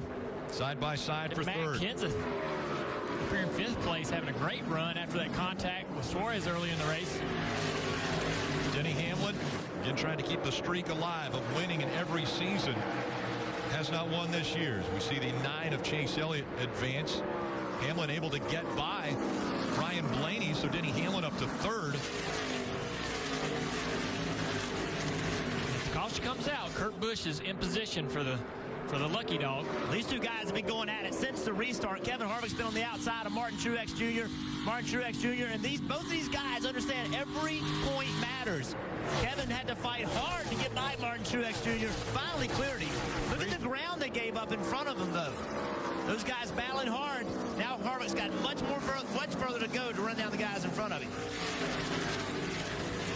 He has 151 laps to do it. And, of course, there will be another pit stop that will take place prior to us seeing the checkered flag today. And earlier we saw Stewart-Haas Racing teammate Clint Bowyer get into the wall, and he's out of the race. Marty caught up with him earlier. Bowyer wanted to end his championship run. What happened, Clint? I guess we cut a left rear tire down. I don't know. I mean, cutting down on that apron deal, you know, back on the back straightaway is certainly not good on, you know, how we have to run these tires low like that. I don't know if that was the cause of it. Who knows? Just kind of the way our playoffs have been going. It's been up and down, emotional roller coaster, the whole playoffs. Been a great season for Mike, all my guys on this 14 car. It's been a lot of fun, ton of fun to go through battle, you know, each and every week all over the country with these guys. Stewart-Haas Racing's had a great year. We've won 2 races, all 4 cars winning races. You know what I mean? There's nothing to hang our hat on. Obviously, it's super bummed out. I felt like we were getting our car where it was competitive there. Our IT Savvy Ford was, you know, kind of marching up through them, starting 16th. I think we're running like 6th there. Starting to kind of get a smile on your face, you know, starting to grin and see the front and figure out what you have for a race car up there in clean air. And, you know, I was waiting to get another caution there so we could adjust on it. And unfortunately, we were the damn caution. So would you advise your teammates not to go low on those restarts then? I don't know. who knows? I don't even know if that was it. I may have run over something. It just, I know I saw the 22 back in the fence back there, and, after I had trouble with the left rear, I was thinking, maybe that is it. I mean, you just spend a lot of time, being off the racetrack. At the end of the day, this is about the only racetrack we go to where you race off the racetrack, but I don't want to sit here and be a whiner either. But it's a bummer to be over here. I don't want to be over here. Sorry, Clint. Thank you. Saw Alex Bowman and Kevin Harvick battling for position, and Alex Bowman raced Kevin really hard for that position, continues to do so. You got to know that during the week, all of HMS got together and said, hey, you got to race hard, race these guys hard and try to keep that position. Alex trying to race hard to keep that 4-car behind so that helps out Chase Elliott. Alex knew, though, that it was inevitable. You saw Alex Bowman hand out the window, told Kevin Harvick, go to the inside, just way too fast to hold him back. So Alex wanted it, but understanding, just didn't have the speed. Smartly just gave the spot up. A little bit fresher tires for Kevin Harvick as he tries to continue to work his way up through the top 10.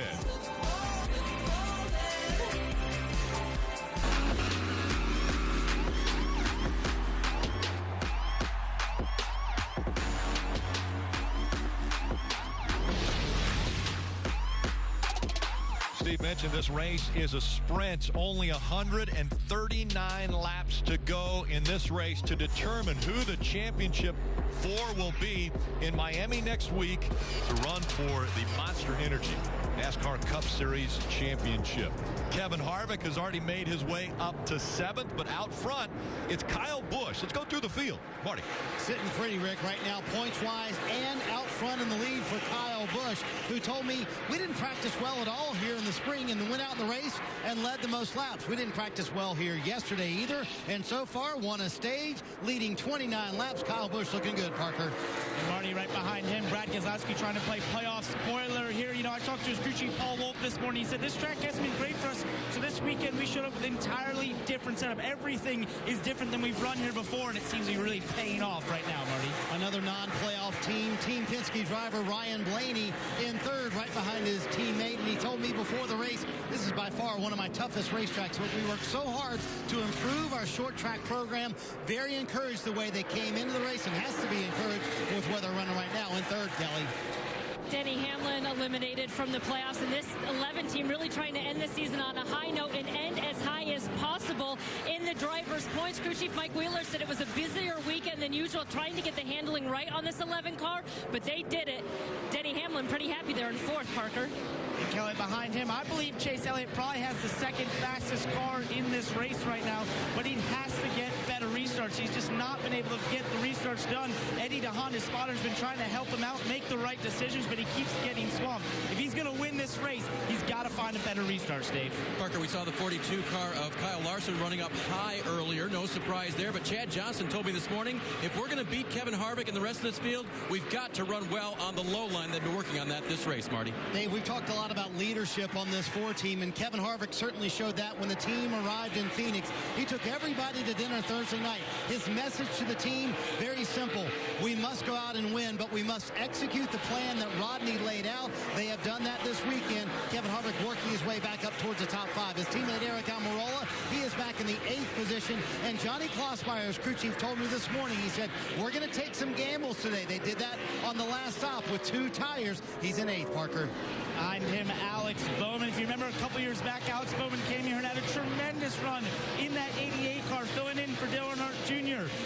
He didn't get that win, and it still haunts him to today. He said, earlier today he did not feel like they had that good a car, but they did wholesale changes overnight, and it seems to be working here, Kelly. Martin Truex Jr. running 10th has yet to win in the postseason, but the team feels like they should have won at least 3 playoff races. As many as 5 they feel like got away from them. They know they don't need to win here. Today right now he's showing 28 points above the cutoff line, but they're going to have to get back to victory lane next week in Miami to get back-to-back championships, Dave. Understandably getting penalized as a leader. Kurt Busch was upset. For the record, sitting in a car, driving down pit road, you can't see over the world at all. All we have to go off is holding my RPM. Sorry, guys. 35 races. Just threw it away off of that. So Kurt obviously knows that was his mistake. Earlier today, Billy Scott told me we have to be perfect today to win. They aren't right now, but they could be. It is not over for Kurt Busch. Great job, guys, getting us through the field. Brought to you by KFC. Younger brother of Kurt Busch, Kyle Busch, out front. He has now led 36 laps and has about a 0.6 of a second lead over Brad Keselowski. Remember, they came to pit road prior to the end of stage 2, so their tires a little bit older, but they've been able to hold off a driver like Ryan Blaney, who is currently running third, who did come to pit road on lap 154 to get fresher tires. We just heard that video, we heard that audio from the 41 car of Busch, and I'm going to tell you something. If he can get this lap back, right now he's in position, he's fast. He just went up and passed Alex Bowman in 9th position, passed Truex a lap before that. He has enough speed if he can get back in the lead lap with enough time to challenge for this win. Look at, he's driven away from these guys.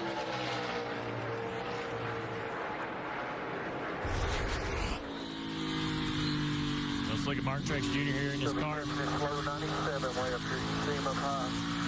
He is so frustrated with the balance of his car. He's sitting in 9th place, but they expect more out of themselves, and that's Martin goes down in the corner and the car pushes, all right? And that is so frustrating because you're basically at the limit of the grip of the car. You can only do what the front of the car will do. You can't go any faster. If you go faster, it just pushes worse. Kelly. Well, Junior, it's not even just the handling of the 78 car, which I think they have gotten better, but Martin Truex Jr. a few times has been frustrated on the radio about how he's being raced out there on track. I haven't had the benefit of seeing which cars he's referring to, but on more than one occasion, he's come over pretty heated on the radio. Welcome to running back there in 9th or 10th. It's not quite as polite as it is there for the lead, is it, Jeff? Yeah, that's exactly right. It's so much harder back in the pack. Martin Truex Jr. and this team, they're used to running in the front. They haven't had the speed today like you would expect them to have. And, you know, the guys that run, that don't have the fastest cars that run 12, 13, 14, 15, they'll tell you how much harder it is. It is a dogfight back there. And if this continues, this run continues for Kyle Busch, he could put, for example, the next person that is on the lead lap, Bubba Wallace, a lap down. The second he starts putting more cars a lap down, that eliminates the possibility of Kurt Busch being in that free pass position. Jeff said it best. It's time, right? Running out of time, Junior. Well, I was looking at that, and he's got quite a bit of time before he'll catch Bubba Wallace. Not quite a half a racetrack. 10 seconds. Yeah. Long way ahead. I'm more concerned about 126 laps to go, right? He has to have time to recover once he gets back in the lead. I mean, look at Kevin Harvick. He's still back in 7th position. Has a decent race car, but he just hasn't been able to move up. You see that he's closing in on the group in front of him, but it's just a hard racetrack to get through traffic. Yeah, even a dominant car like the 4 car's been this weekend, you put them in traffic and it takes a little bit out of their sails. Like I said, dirty air is just tough around this racetrack. It's a one-groove track.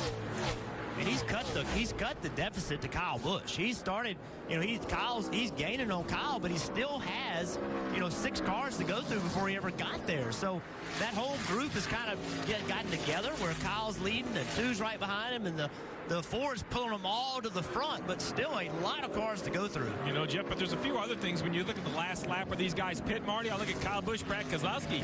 I think they need 2 more pit stops to make it on fuel versus someone like Blaney, Chase Elliott, Kevin Harvick, maybe only 1 more stop.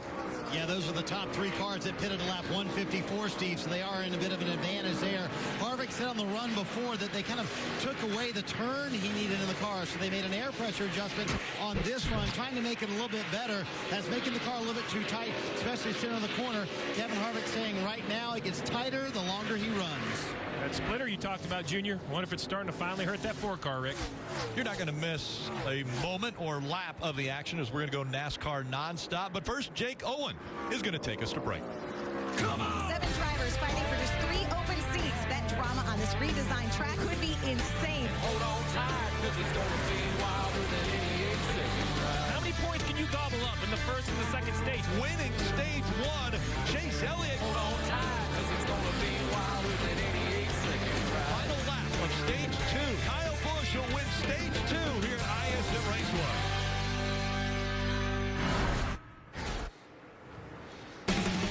It's Monster Energy Cup Series Racing from Phoenix. Telecast presented by USAA. NASCAR Drive is your live race day companion. You can watch throughout the broadcast, select alternate camera angles, or ride along with in-car video. Your favorite drivers never miss a lap with NASCAR Drive. Visit NASCAR.com/drive. Rick, 116 laps to go in this final stage, riding on board with Kyle Busch, the Toyota onboard camera, looking out the rear bumper. Making it look pretty simple, but look to the left. I think this could be the story here. Last pit, Kyle Busch, Brad, because that's great strategy. He's got them to track position. But from lap 136 to the finish at lap 312, that's just under 90 laps on 2 tanks of gas. I don't think they can do that, so that might be 2-stop window for Brad Keselowski, Kyle Busch, as well as Denny Hamlin, where I think Ryan Blaney, Chase Elliott, Larson, and Harvick, all those guys, they could definitely make it an only 1 stop. Still a long way to go, but if it goes green, we'll have to keep that in mind. 18-lap difference between Kyle Busch, Brad Keselowski. Those guys came at 136, and then Blaney, Elliott, 130 or 154. Kevin Harvick, Kyle Larson, all on that same strategy. Talking about Chase Elliott, he's moving into 3rd place right here. He's showing some great speed on the long run, and if this race does go green the rest of the way, he just passed the 12-car Blaney to put himself in 3rd. He's got a big gap right now, clean air all the way up to the 2-car Keselowski. That's going to allow him to put together some great laps, put some distance between him and all these guys on the same pit strategy, tire strategy behind him. So if it goes green, Chase Elliott may be in the best position to win this race. Chase Elliott coming into this season, a lot of questions. When will he get to victory lane? Well, he finally broke through that ceiling and was able to get his first win at Watkins Glen, and then a couple wins to tag onto that afterwards. Matter of fact, one in the last stage to guarantee a spot into this round of 8. Parker. Well, guys, we have to point out Matt Kenseth. You saw in the top 10 earlier after having that run-in with Daniel Suarez. You know, he's the defending race winner from here last year. We won inside that 20-car Joe Gibbs Racing in what could have been maybe his final season in the sport. Then he got the opportunity to come back and do a partial schedule in the 6th. But I spoke to him this morning, and we might be watching his actual last race at Phoenix. He told me he has no plans to race next year. Even if he was running better than they had in that 6th car, he's not sure he would have wanted to race next year. So we're watching this champion go out here at Phoenix. You mentioned Chase Elliott. He just got by the 12-car of Blaney, and then behind him is Hamlin and Larson, Harvick and Almirola. This battle's gotten heated up. Hamlin's kind of backing up a little bit to Larson. Harvick will pull up to Larson and then can't get it done. Almirola's pulled up to Harvick, and now he's dropped back a little bit. It's been interesting to watch this 4 or 5 car battle. They'll get all bunched up, then they all get separated again. Drivers, how much can you feel 18 laps of less tires? Because that's what the differing strategy here with these teams. Can you feel 18 laps less? You can on new tires. Like if you have new tires and another guy's got 18 lap tires, you can take advantage of that guy on the older tires. But 20, 30, 40, the further you get into the run, it sort of equalizes. And that advantage goes away the longer you go into the tire run. I think it's important to remember Chase Elliott did 2 tires here. So Chase Elliott's on 2 tires. Hamlin's on 4. Larson's on 4. Harvick's on 4. So that 2-tire strategy gave him a little bit of pit position, track position, and it doesn't seem to have hurt his speed. Not at all. Kyle Busch still out front. Keselowski is 0.7 of a second behind him. We mentioned Chase Elliott and the run he is making. Moving up, actually had the fastest lap that last time by. But it's Ryan Blaney, Denny Hamlin all in the top 5. Larson, Harvick, Almirola, Truex Jr., and William Byron all inside the top 10. Great run for William Byron back there in 10th. When would we expect the front runners to have to come to pit road? Lap 136, they were on pit road for fuel and tires. When do we see or expect to see them back on pit road? They have 11 laps of caution, so that will help them out a little bit. But you expect 136, and they can go 82 laps or so. So that would be 218 under green. That's about 14 more laps. With those yellows, maybe a little bit longer, 216, 218. But I think what's in the mind of everybody is we've seen some left rear tires go down. We saw Kevin Harvick had a right front. So can these Goodyear tires run an entire fuel run? That's going to be a big test as we start to close in on pit stops. And Steve, you got the top 2 cars at least as you watch Chase Elliott there that pitted at lap 136. He pitted at lap 154. Checked in with a number of crew chiefs. They think that the teams that pitted at 136, you're right, Steve, will be coming in about 10 to 12 laps, and it will be extremely tight for them to make it from there to the end of the race. Most teams think they could not do that. The other cars are fine. They did it lap 154. The next time they stop, they'll be good to go to the end for sure, and good for overtime if that's the case today. Think about that, Rick. Your entire playoff hopes could be dashed because of an untimely caution during pit stops. There's that much pressure in this format as we see the 41 of Kurt Busch, a lap down, continues to march through the field. I mean, he's passing the 8th place car, guys. The 8th place car. He's flying. He's going to have a caution quick, though. He's running out of time, but he is absolutely flying, going NASCAR nonstop.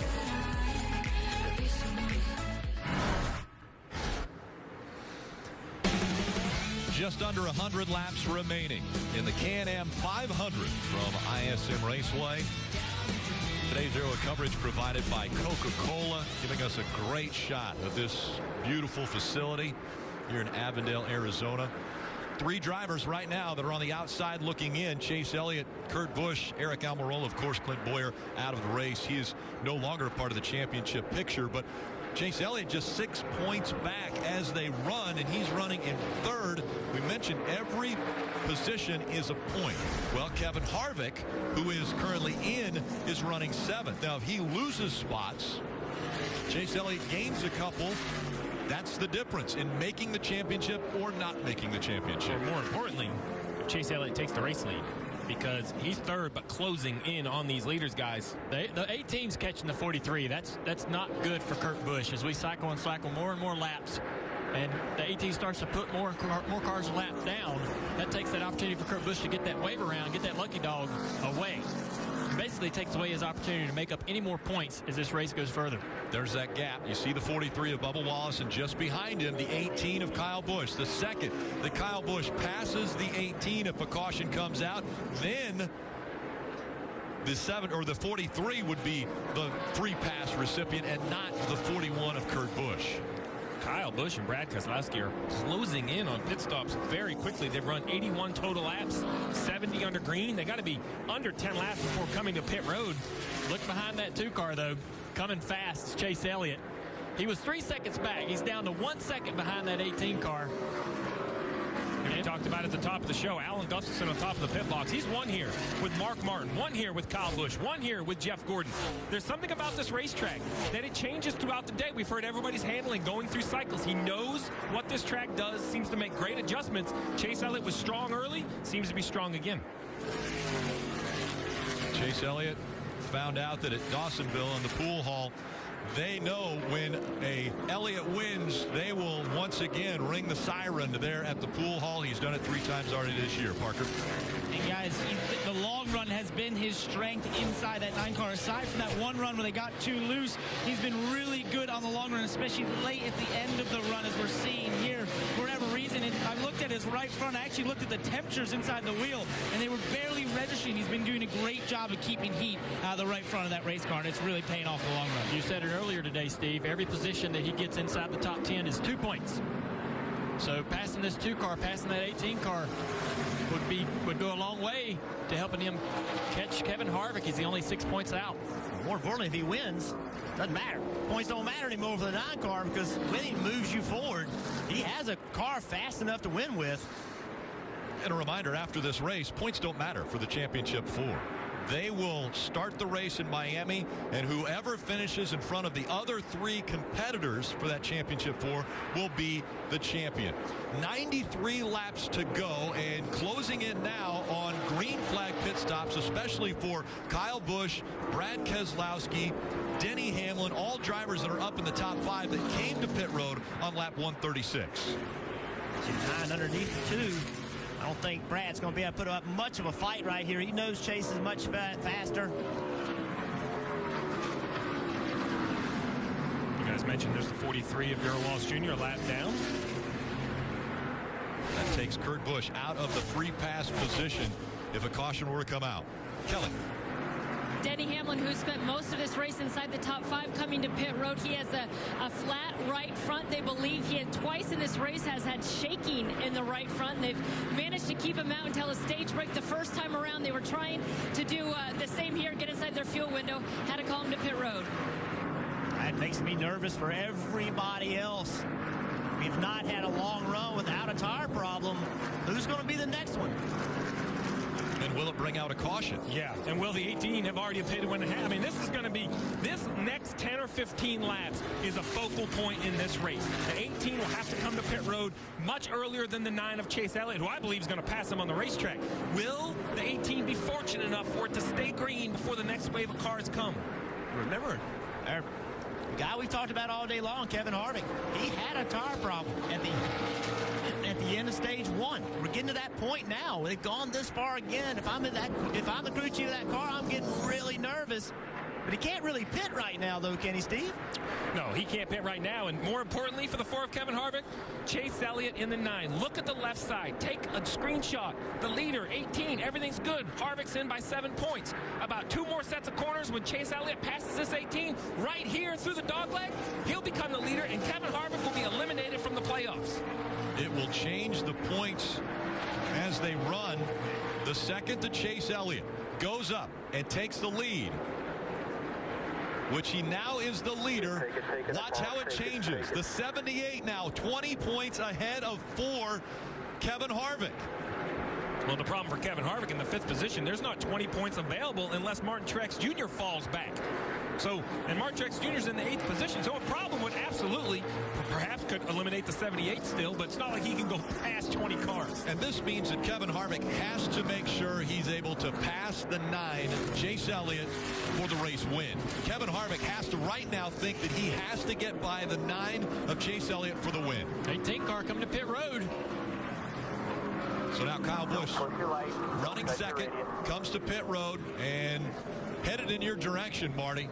You heard Tony Hirschman, his spotter, one of our pit crew all-stars this week, telling him don't push your lights, meaning take it easy on pit road. Don't speed here. A penalty right now would be very costly for anyone who gets one. Kyle led every lap of that stage until the 9 car came down, got past them on pit road. Kyle coming into his stall said, I just need more front overall turn. Also Eric Almirola coming to his stall as well. He said very loose to get going in that 10 car. Critical green flag stops here at Phoenix. I could decide who might win this race. Clean stop for the 18 bunch. 4 of Kevin Harvick has also decided to come to pit road a little bit earlier than expected. Marty? Yes, a little bit earlier for the 4 car. You kind of saw the 18 car kind of stumble as he left his stall as well. Kevin Harvick coming down pit road and a spin on the racetrack, Rick. And will it bring out the caution? I think it's going to have to unless he can somehow get going. Look at that. Does a nice job. And the caution will come out. So the 97 of Tanner Berryhill brings the caution out. They were on pit road, so the 4 car is going to continue with their service. Finishing that stop, Tony Gibson said, let's finish the stop. They did it 4 Goodyear tires for Kevin Harvick. Said, I just need more late rotation in the corner. We'll see how all this cycles out with the caution coming out while they were on pit road. Oh, that is going to catch the 4 lap down. He'll be able to take the wave around, but track position will definitely be hurt. But what a break for Chase Elliott. A huge break for Chase Elliott. So, Steve, I don't know if it makes a difference, but it looks as though on our scoring monitor, Harvick might be the first car scored a lap down. It's all shaking up now. You're going to have to let it completely score around. The way the field freezes, our monitor only picks everybody up at the start-finish. Here's the 97 up the racetrack. A big slide right here for Berryhill. He tries to save it, and now at this point, it looks like he might be off the racetrack. But remember, we're in the middle of green flag pit stops. People run below the yellow line. That is really on the groove of turns 3 and 4. And then right here where he has to take a left, that's it. That forces NASCAR to throw yellow. And it's just a huge, huge, huge break for Chase Elliott. Now we're going to have to let scoring cycle around. I actually think it's going to be a battle between Kurt Busch and Kevin Harvick, who's going to get the free pass. But it doesn't matter because Kevin Harvick's going to take the wave around anyway. So he's going to be back on the lead lap just at the back of the field. As they went by the last time, there were 11 cars that were scored on the lead lap. Again, right in the middle of green flag pit stops is when Tanner Berryhill spun around, brought the caution out. That freezes the field. So once the caution comes out, wherever you are running at that time, freezes the field. So now NASCAR is going to put everyone in position before they open pit road. So they've done that, and the 41 will get the free pass. So he was the car 1 lap down. So think about this. Kevin Harvick was about the 5th or 6th position. He peels off to come to pit road. Chase Elliott stays on the racetrack. This pit road is 400 feet longer than it used to be. Extremely long. He has to run from basically the exit of turn 2 all the way around to the exit of turn 4, and because the leader had passed him while he was on pit road, that puts him a lap down, as now we expect all the lead lap cars to pit. Chase Elliott's going to lead them, the first car on pit road. Parker. And they told him to not pass the pace car like Kurt Busch. He said, you know, the freeness inside the car hurts me at the beginning of the run. Oh, it looks a little slow on the right front there, but it helps me on the long run. So not many adjustments here on the 9. It'll be Ford Goodyear tires and Sunoco fuel, Kelly. Martin Truex Jr. in the 78, he's talked about a wheel hop on the left rear a couple of times that last run. You see the wrench there in the car. They're going to make a chassis adjustment, 4 tires and fuel, Rick. And now, everyone that has come to pit road under this most recent caution should have enough fuel to make it all the way to the end, as long as the caution doesn't come out.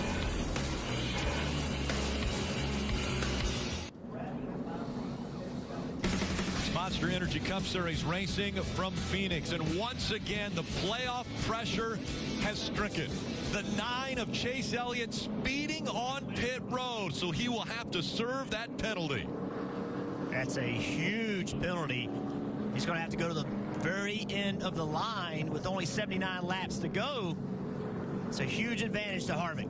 Going to be a lot of waiver rounds and put a lot of guys back on the lead lap, and he'll have to be behind all of those cars. We need to check that. That's the one question mark I'm wondering here. I believe the waiver rounds will be behind the penalty cars. We'll have to double check that, Parker, as we see them line up. Guys, he came across radio and said he just bounced in the red like normal, but obviously that was too fast, so he'll back it down for next time. Yeah, and that's the problem, Parker, right? You could be 1/100th below all day long, and you have no idea, right? So if it bounces one more time. So we got in right here. So to clear it up again, you're right. Exactly right, Dale. So we're going to have everybody who's on the lead lap. Then we're going to have the lap down cars. Then we're going to have the wave around cars. And then behind all of them will be the penalty cars, and that will include the 9 of Chase Elliott. Rutledge. You know what, guys? They've made so many improvements down here to the track, but one of the greatest ones is Victory Lane. Now fans with a pass can use that new infield tunnel to get down here and get right here at Victory Lane. They opened the gates a few minutes ago. It was like the run-in of the bulls, but how cool would this be to be down here in Victory Lane watching a race, guys? And now the question is, who's going to be there in 78 laps? Because that's all that's left in this race. 78 laps to determine who will win at this race and who will be the championship for. Well, look who's leading the race. We got 2 guys not even in the playoffs. Brad Keselowski leading. So now really, you just talked about it, Dale. As we come around here, it'll be interesting to see if the pace car can even pull off this time, because we have so many wave around cars that, you know, we got to make sure we get everybody in the right position. Looks like the pace car will pull off. And it gets a little confusing because some cars will slow down and let people intentionally pass. They don't want to. They don't want to be there. The car on the inside, there's Matt Kenseth. He thought he was a wave around car, but not eligible. He'll have to get behind this group of guys. So here you go. You have the front row cars of Penske. Look all the way back at the right of your screen, the 41 of Kurt Busch. But the 9 already is in front of quite a few cars that are still trying to get up in position to be in front of him. He's letting him go. He's got to let those wave around cars go, or he'll be under penalty again. Through the restart zone. Back into action. Brad Keselowski, Ryan Blaney. They were 1 and 2 in the front row. The 78 of Martin Truex Jr. moves up to second. 3 wide behind him for fourth. Little contact made. Ryan Newman on the inside of William Byron getting a little bit loose there. It's going to cost Ryan Newman some speed. Here comes Larson on the inside. Look at Blaney in the 20 of Eric Jones being pretty aggressive there. Eric Jones is working his way through this group of guys on this restart. Got some race speed in his car. Oh, Blaney's got problems. Blaney down to the bottom of the racetrack. Look at the points between the 4 and the 41 right now. Only 1 point separating them. Ryan Blaney way off the pace. Looks as though he's going to make his way back to pit road. Something wrong with the 12. The 4 of Kevin Harvick fighting for every spot now because every position is a point. And right now only 1 point to the good. That's the guy right there, right in front of him.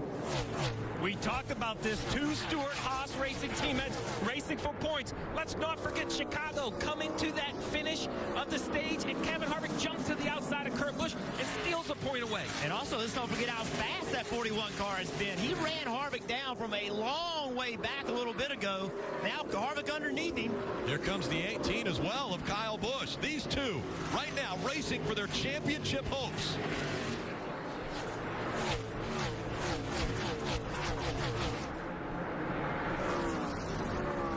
They stay side by side. Harvick on the apron again. We're in the Ryan Blaney lost water in the car, overheating. Look at Kurt Busch. You think he's getting the information about the points right now? That kind of move right there tells me he is. He knows how important it is to keep. Oh, Harvick has to jack up. He catches the 38. The 38 spins. And the caution will come out again. Harvick, impatient. The 38 not moving. David Reagan. And he just got in the back of it. Well, and this is going to make for chaos because now the 9 who was at the back of the field, all these players, not physical, not positions as far as where they were scored, but actual track position, they were way in the back. Now the 4's kind of let the 9 back in the game. This is going to be 73 laps to remember right here, Rick. And it's going to be a major battle to go to Miami. Yeah, this really wasn't a caution that Harvick wanted.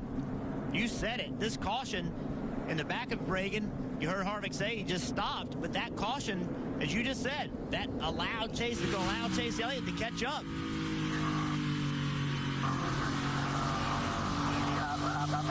Good. Yellow.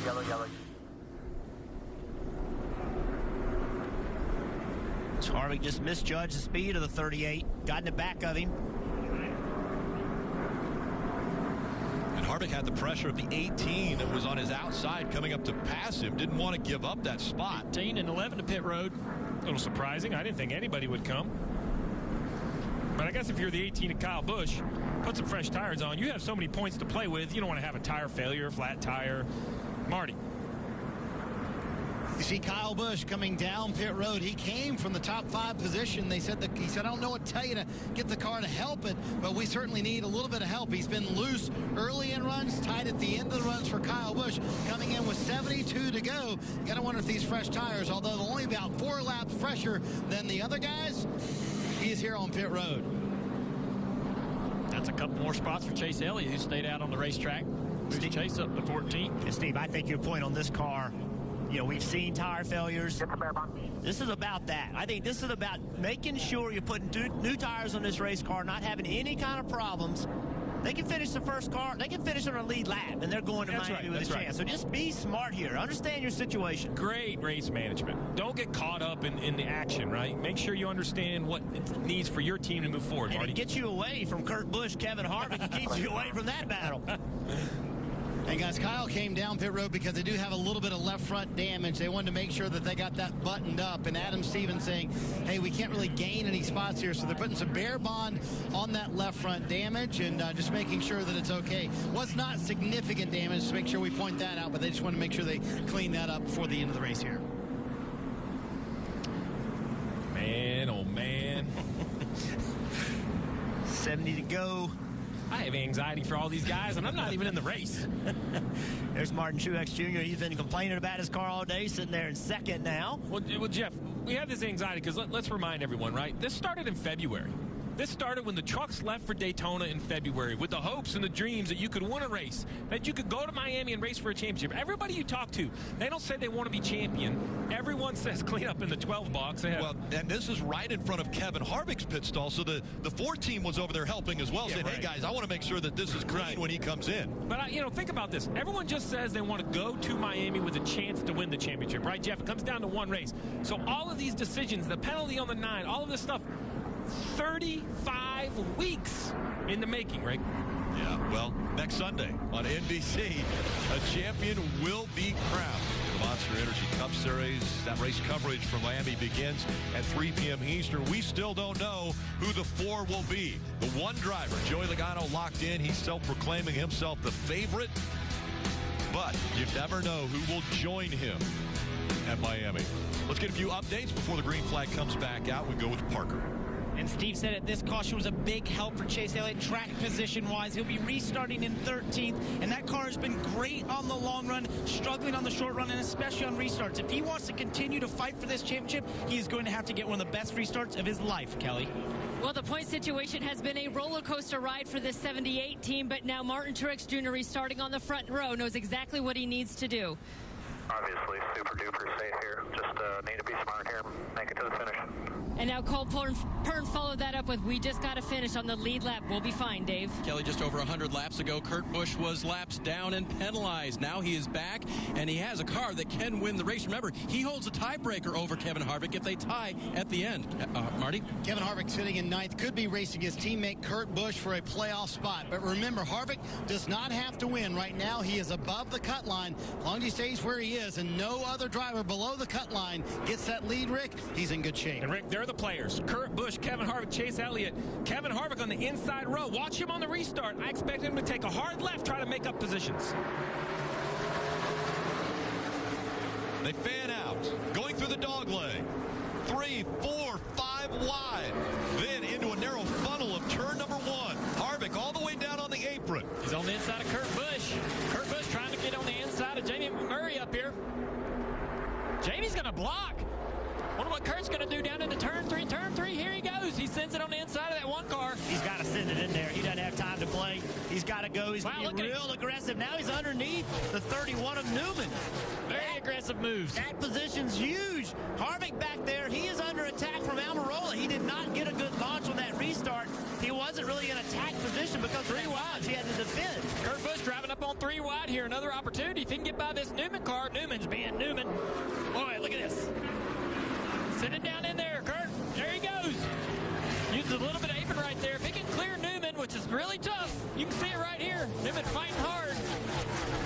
Newman fights back on the outside. Kurt Busch still trying to clear him. Can't do it as they go into 1. If Kurt could have cleared him, those guys in front were 3 wide. That was an opportunity for him to grab another spot easily. But now that they're all sorted out in single file, it's going to be tough. He'll have to pick them off one at a time. 66 laps to go. And now the 41 and the 4, as you see on the left, tied in points. Tiebreaker is the best finish by either one of the drivers in this round. So the tiebreaker right now would go to the 41. Harvick's going to have to get aggressive right here as these two here, McMurray and Newman, battling side by side. Can Harvick get aggressive, get these positions? He's going to need them as Kurt Busch is starting to move forward. He is going to need them. Kurt Busch is moving forward, and Kurt Busch with a fast race car. You have to assume Kurt Busch is going to go up and get more race cars. He's been fast all day, and you got the 18 and the 9 coming behind you. They're both fast cars. The 41 has separated themselves from those two guys. Harvick has not. And Jeff, we're focusing on these playoff cars, but 3 non-playoff drivers, Brad Keselowski, Kyle Larson, Eric Jones, are 1, 2, 3, basically around 1 second between each car. There you go. Harvick cleared Newman. Now he needs Newman to hold these guys up from behind. You see the 9 and the 18 right there. We know they're fast race cars. I mentioned the tiebreaker. Last week when Kevin Harvick won the race, that race will not count. That finish doesn't count in the tiebreaker. But the best finish that Kurt Busch has is a 6th and a 7th. So if Kevin Harvick is able to clear the 41 and get up to 5th, then he would have the advantage of the tiebreaker if they are tied at the end of this race. The battle continues. Again, Keselowski is leading, but the fight for the 4th spot in the championship continues as we go NASCAR nonstop.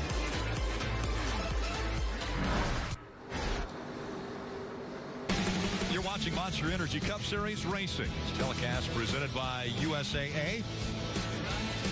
And want to look at today's Ram trucks proven to last. Playoff pressure. You only got 56 laps to go, a chance to win a championship right now. Who is going to fold and who's going to take advantage? And restarts, if we get any more yellows, them restarts down into turn 1, we've seen it all day long. Those cars going 3, 4, 5 wide. Guys get to take advantage of. That's going to be critical late. Well, if you talk restarts, Junior, that means there might be yellows, and I got pressure. Should we pit? Should we take tires? We watched Kyle Busch win a stage earlier, Rick, with the restart of his life, took those tires right to the front. So with 55 to go, if it's on the green, nobody's going to pit. But with a yellow, decisions are going to have to be made. And this battle continues between these two, and you see how close the points are. 2 points separating the 41 and the 4 as far as the position to advance to the championship 4 in Miami. Kurt Busch had more speed than this on the run before. Just doesn't seem to have the car that he had earlier when he was a lap down trying to race to get that lucky dog, get that wave around. So he's closing in on this 24, but it's going to get tougher and tougher the closer he gets to that dirty air. Marty. Everybody bunching together here in this top 8, including Kevin Harvick, seeing that 18 grow a little bit bigger in his rearview mirror. They have the car a little bit better for Harvick. They would love to get by his teammate of Kurt Busch and put some distance between them and the 18. But these guys really, from 4th on back, just kind of packing together. Look how close that battle's getting, guys. Yeah, I find it interesting. I think if William Byron can put some pressure on Martin Truex Jr., Martin will get out of the way. He cannot afford to race. So right now, William needs to push that issue. Get to that left rear quarter pound. Give him a little nudge. He'll give it to you. He cannot afford to wreck. He's looking on the inside there. He's definitely got the faster car. But while this is happening, it's allowed Kurt Busch to climb in here and see if he can get part of this. See if he can get by these guys quickly.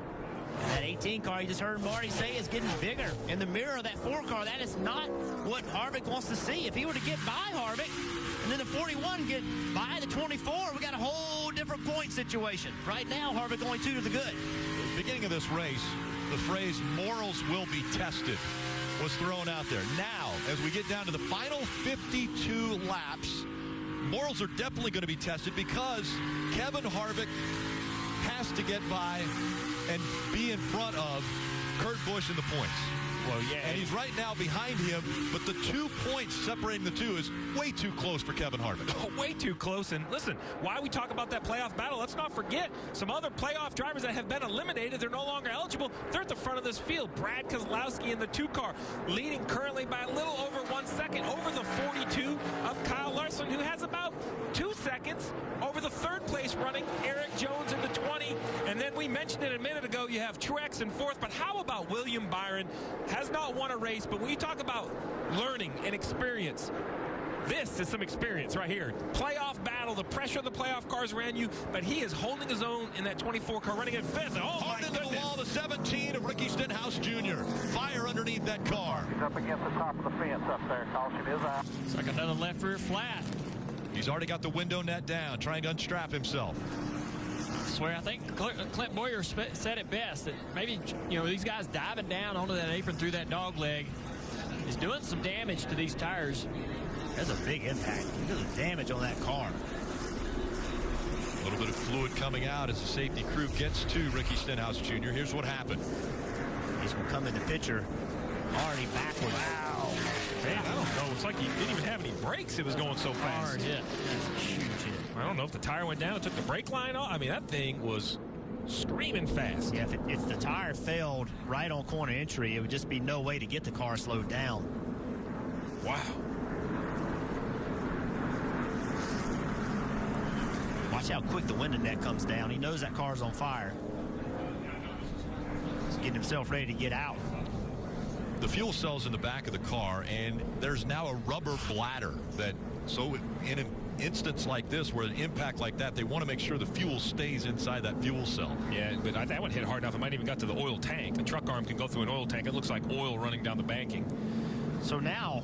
Yeah, exactly. So, yeah, now what? Now what are you, my driver? You're asking me what I'm supposed to do. I'm going to do what you tell me to do. Yeah, I'm just waiting for you to tell me. Well, think about this. We saw 2 tires work for Chase Elliott earlier. We saw 4 tires on Kyle Busch drive right to the front. These leaders have 23, 24 laps on their tires. I think it's easy for Chase Elliott. Do what they don't. I agree. Right? He's got him in a must-win situation. I agree. He's got to do what they don't. What do you do if you're Kurt Busch and Kevin Harvick, though? Right? That's the decision. It's so close. You almost want to do whatever the guy you're racing does and just, put yourself in position to race him, but it's impossible to tell what the right thing to do. Well, what about the tire issue? Here we go. Right now, you have a tire question in your mind. Look at Kurt Busch. 41 stayed out, 4 pitted. Wow. Big move by the 41. That's the answer to the strategy. Parker. Chase Elliott pits out the 9th position. It's just going to be right side tires here on the 9, trying to make a play for track position here. Should be added tape too, Kelly. Martin Truex Jr. said he's still loose in some areas, but after the last adjustment, he got tight across the center quicker. They're going back on a wedge adjustment. It will be 4 tires for the 78. Kyle Busch coming down pit road, and last minute call here. A lot of these guys going to switch from 4 to 2 tires with all these guys coming and taking 2 tires. Kevin Harvick's on the left side of the screen. He said, I need the car to help turn more in the center, especially late in the corner. Kyle Busch opting with 4 tires. This is going to be a fun duel, guys. And a few taking 2 tires. Different strategy of those coming off of pit road. And remember, the 41 stayed out on the track.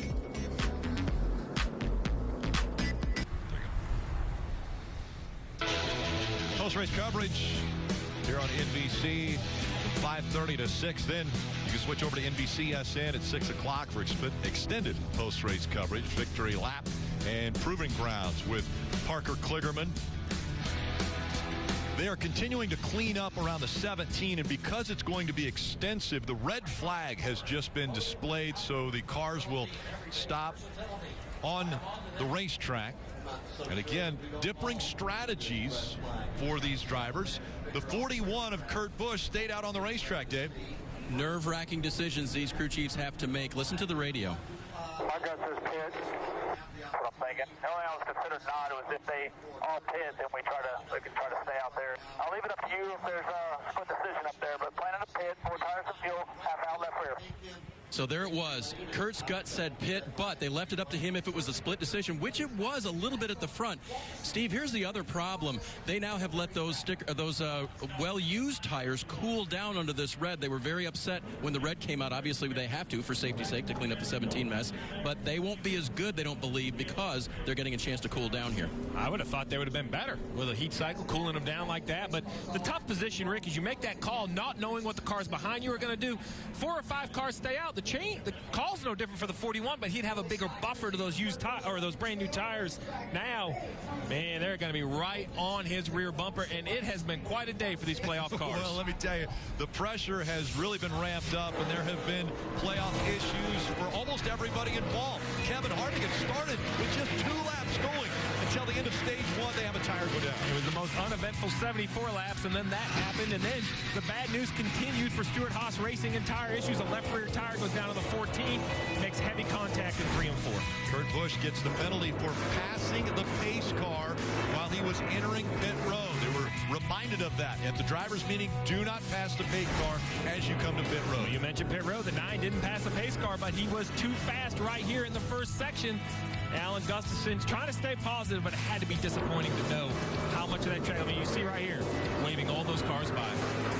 So difficult for the 9 team as well as virtually everyone else. We knew coming in that the Big 3 was going to be the story. Could they advance to Miami in the Championship 4? Well, right now, they're in a position where they can, but Kevin Harvick is right there on the line if he doesn't win this race. Well, it's a points battle between Kevin Harvick and Kurt Busch, who we just mentioned was out there on the old tires. But, you know, I think the other thing we maybe didn't see coming, we knew the 4 was going to be fast, but Chase Elliott in the 9 has really shown up. He has almost matched the 4 speed at times during the race today, and even though he doesn't have great track position, I think he perhaps could still make the victory lane. That changes the entire picture. All right, Burton Jr., you guys, I'm sure you've been sweating as drivers watching all of this happen.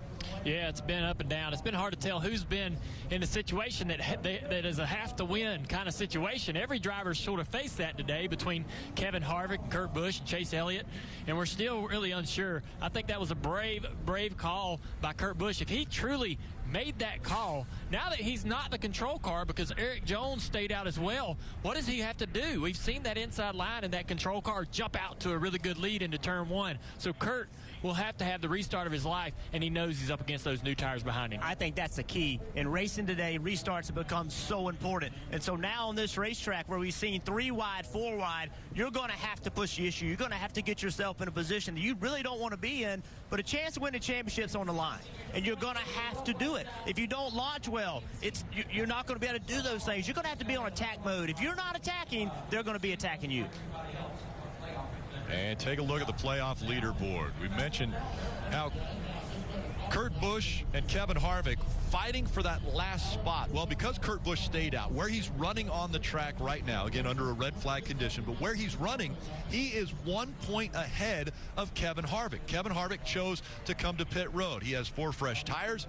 He's worried he's not going to have to worry about moving forward because he's got a great car.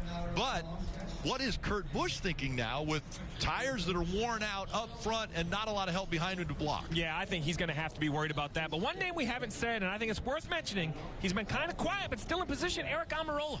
I mean, every time I look up, we keep talking about the 41, but that 10 is just kind of there. He hasn't showed the speed yet, but these restarts have been crazy. You never know. We could see another accident, or could Aric Almirola maybe have the restart of his life, get that track position.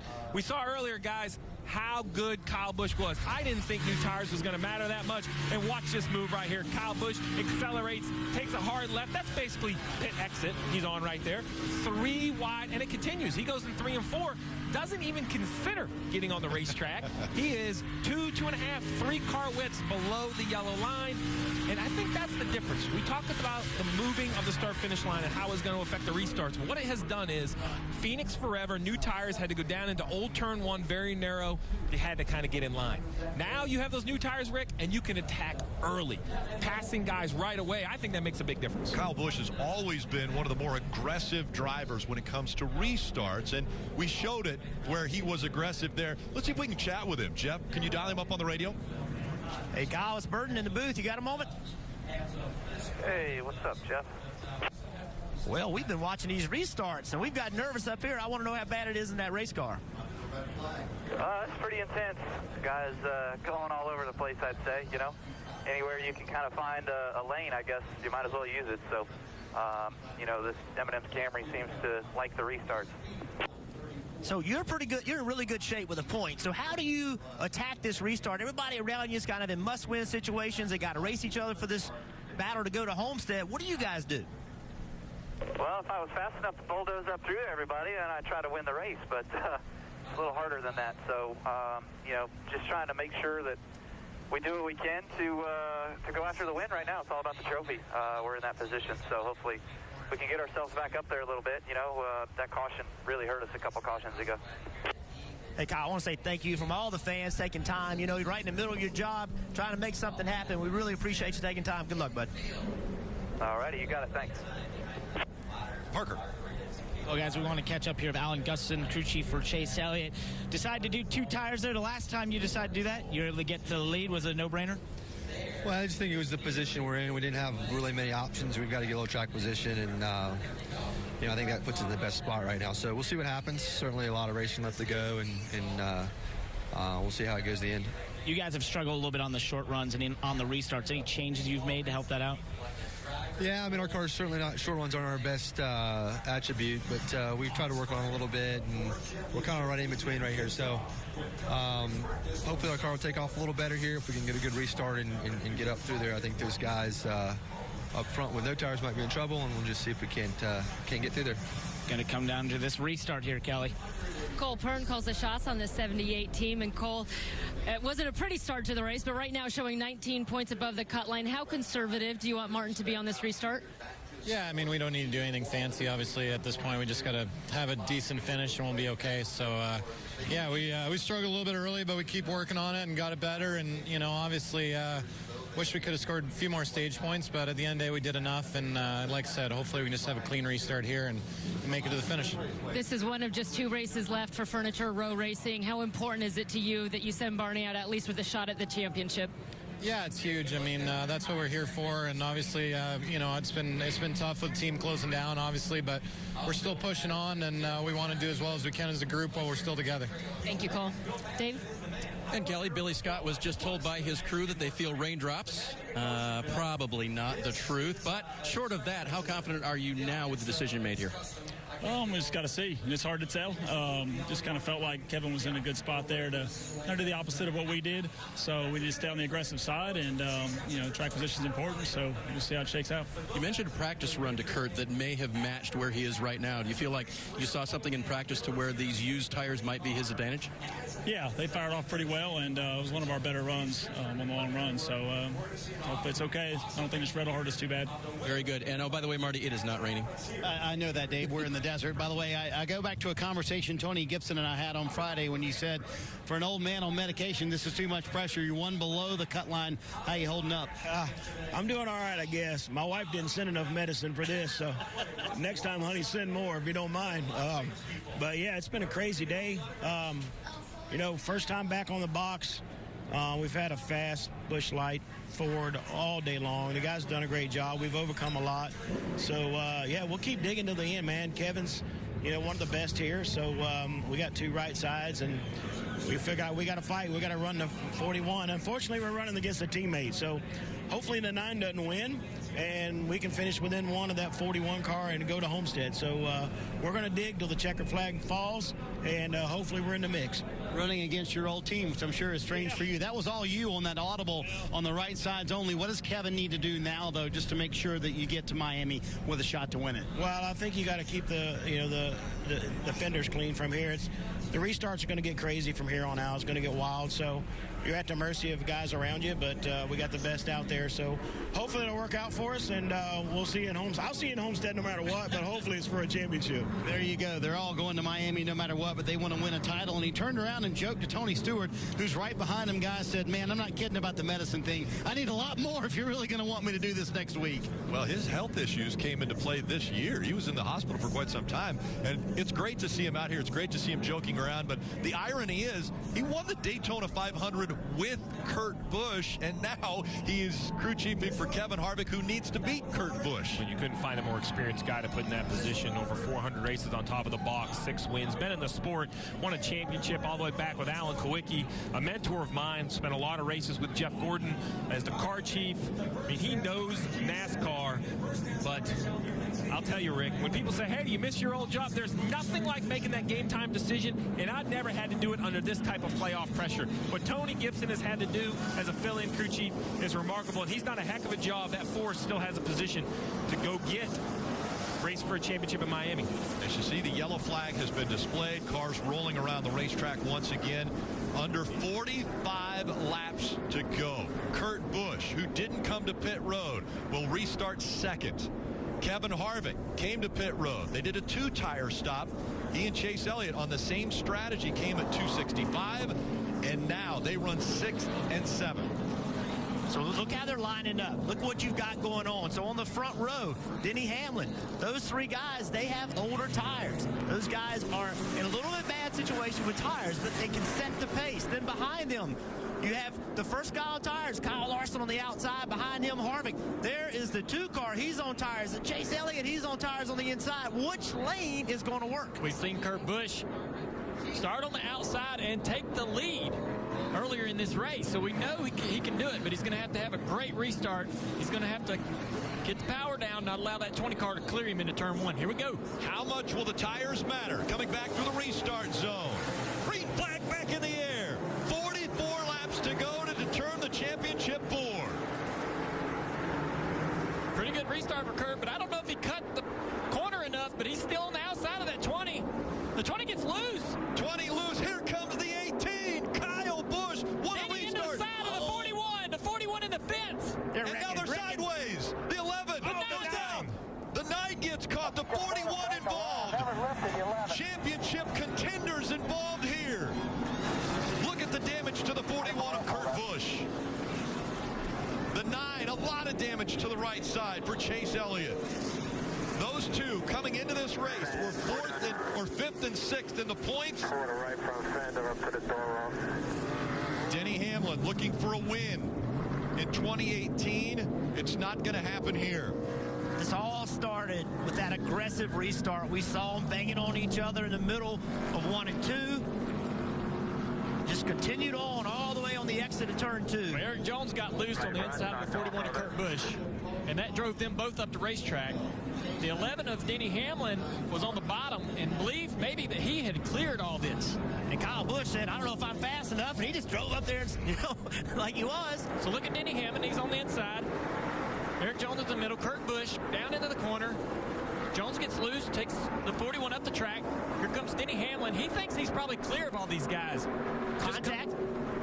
Comes up off the corner and gets into the 41, and that's when it all begins. Yeah, they just got together, never could get apart, and then the 9 car, minding his own business, right side, tore off his car.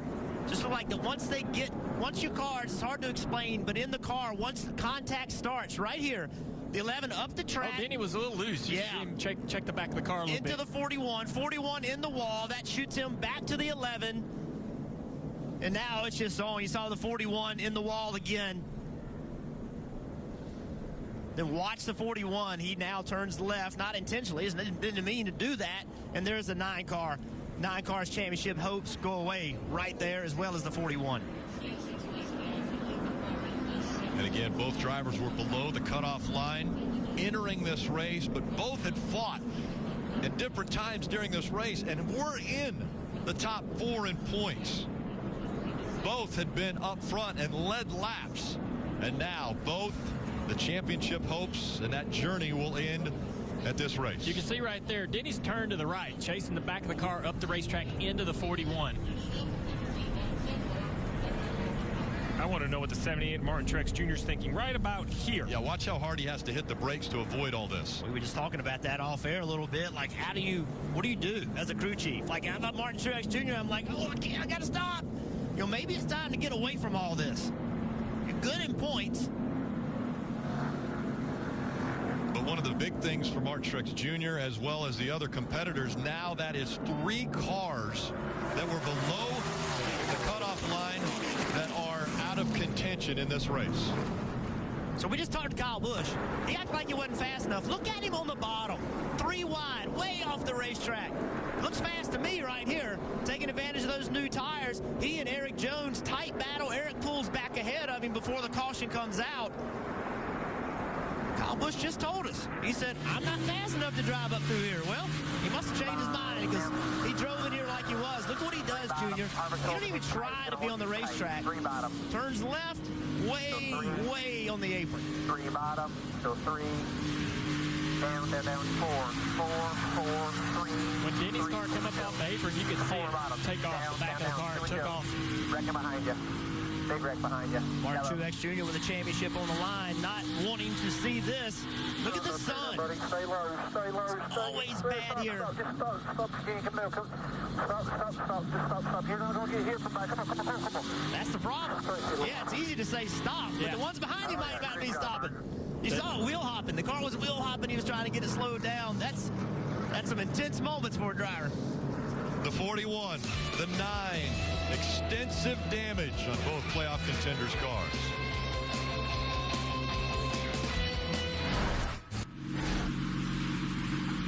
With just 38 laps to go, and we just talked to him on the radio, the 18 of Kyle Busch will advance to the championship 4. He has enough points. He's guaranteed to be a part of the top 4 and will race for another championship. And Martin Truex got very fortunate to miss that accident. He has a pretty good chunk of points. And this right here is kind of the last man standing of concern for Kevin Harvick. The 10 of Eric Almirola is in a must-win situation.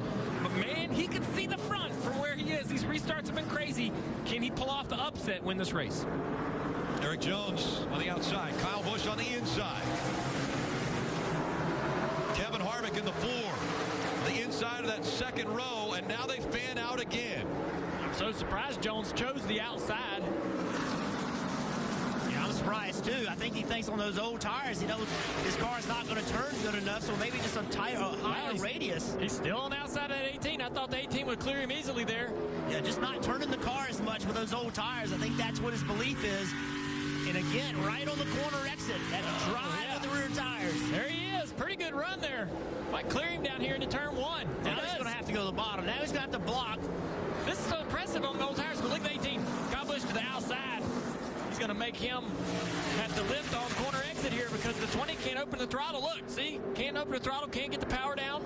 Didn't this guy just tell us he wasn't good enough to win just like 10 minutes ago? Well, he didn't show all of his cards.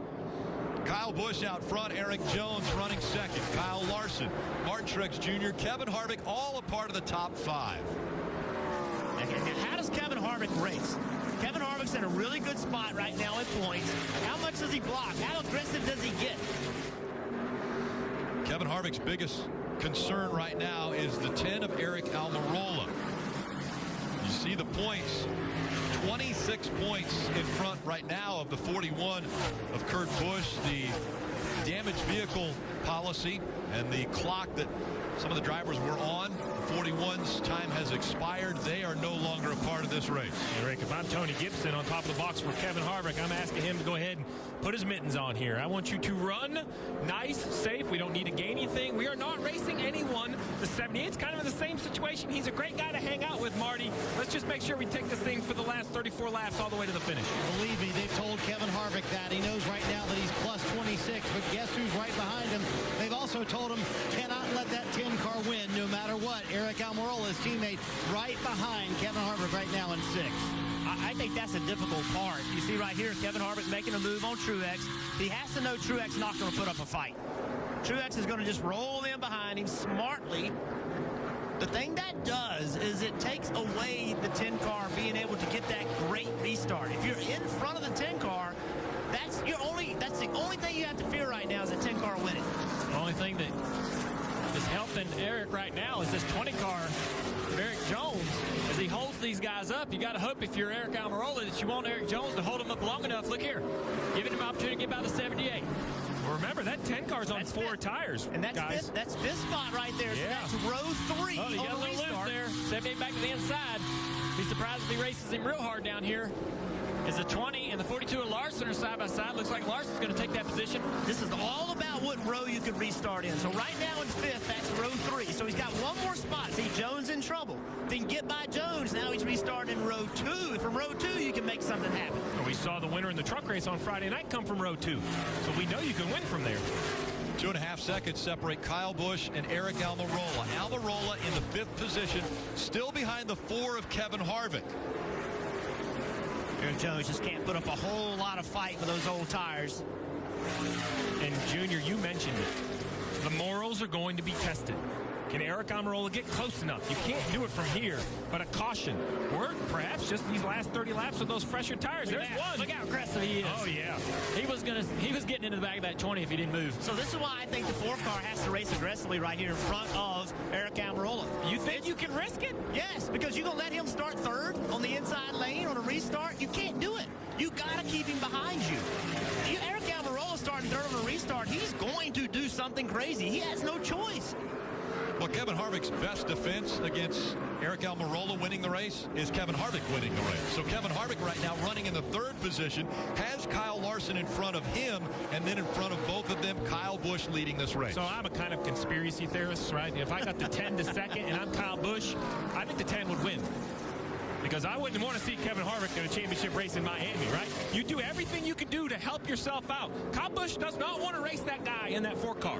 He does not. He just beat them at Texas. He doesn't want to see it. He would much rather have Eric Almirola. Unfortunately for the 18 car, the 10 has a few more cars to pass, but if he could get to his bumper, I'm not sure the 18 would fight him tooth and nail. Just one more reason you can't give him that 3rd spot and put him on the inside. Well, again, the gap between Kevin Harvick and Eric Almirola right now, 5 to 6 car lengths. So Harvick is still, he's not racing with mittens on right now. Harvick's still digging. Oh, we got a car spinning. That goes to 88 of Bowman on fire. Caution will come out again. Here's that yellow you were looking for, guys, to give Eric Almirola the chance that he needs to be aggressive. See how quickly Bowman's going to climb out of that car. Looks like another issue like we've seen all day. He came off of turn 4 and he had some smoke, went all the way down the front straightaway, caught fire going into turn 1 and 2. It spun out. And Dale, actually, he came across the radio and said he was running really hot from that nose damage, so maybe the engine expired. Yeah.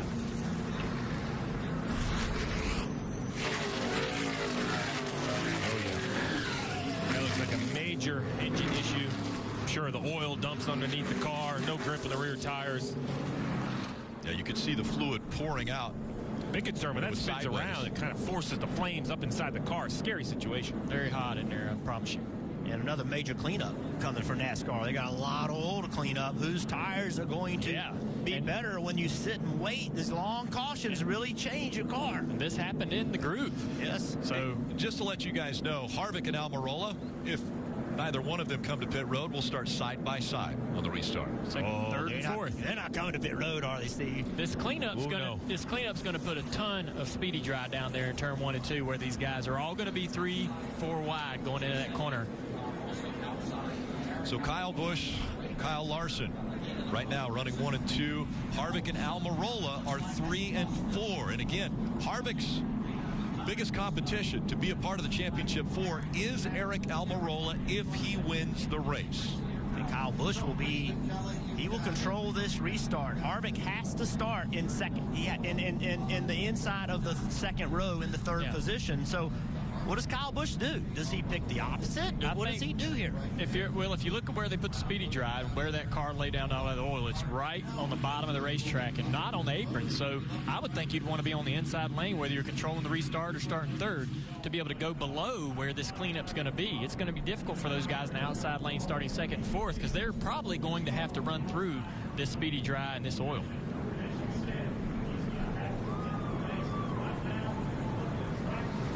I think being in fourth kind of neutralizes the 10 car a little bit. As you said, Burton, and he doesn't have that opportunity to dive down and cut that apron as aggressively as the inside line. Another red flag coming up. And these red flags scare me, Junior. We've sat in these race cars long enough to know that some cars fire off better after a red flag than others. The air pressure comes out, they start bleeding air pressure out of the tires cool down, and some cars after red, they just won't go. They will not fire off. Well, we mentioned playoff pressures. They continue to mount for the 4 team of Kevin Harvick, the 10 of Aric Almirola, the 2 right now that have a shot at making the championship 4. Almirola, a must-win situation. The flames roll from underneath Bowman's car.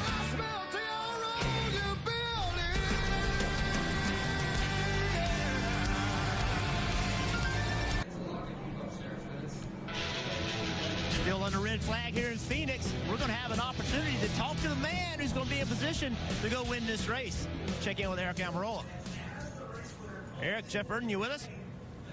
Yep, I got you. We'll restart fourth here, Bud. What you got on your mind? Win it. How you going to do that, man? This restart's been crazy. What's your plan here? I can't tell you my plan. Everybody else will know. Well, good luck. We're going to be watching. I was wondering if you'd say it, but we got you, man. Have fun. We'll be watching. Thanks for talking. Thanks, bud.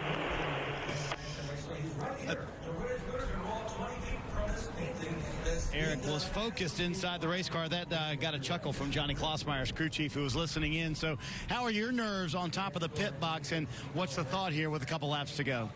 I mean, I'm calm here. Eric's keeping his cards close to his chest, as he should right now. But we're in a good position. Everyone on the Smithfield team has done a good job of keeping us all in position and putting us right here to be able to restart on the outside. And we have 4 tires, just like the leader does, and the other guys have 2 tires. So I feel like we're in an advantage there. So we'll see what happens. I mean, everyone's done a great job just to be in this position.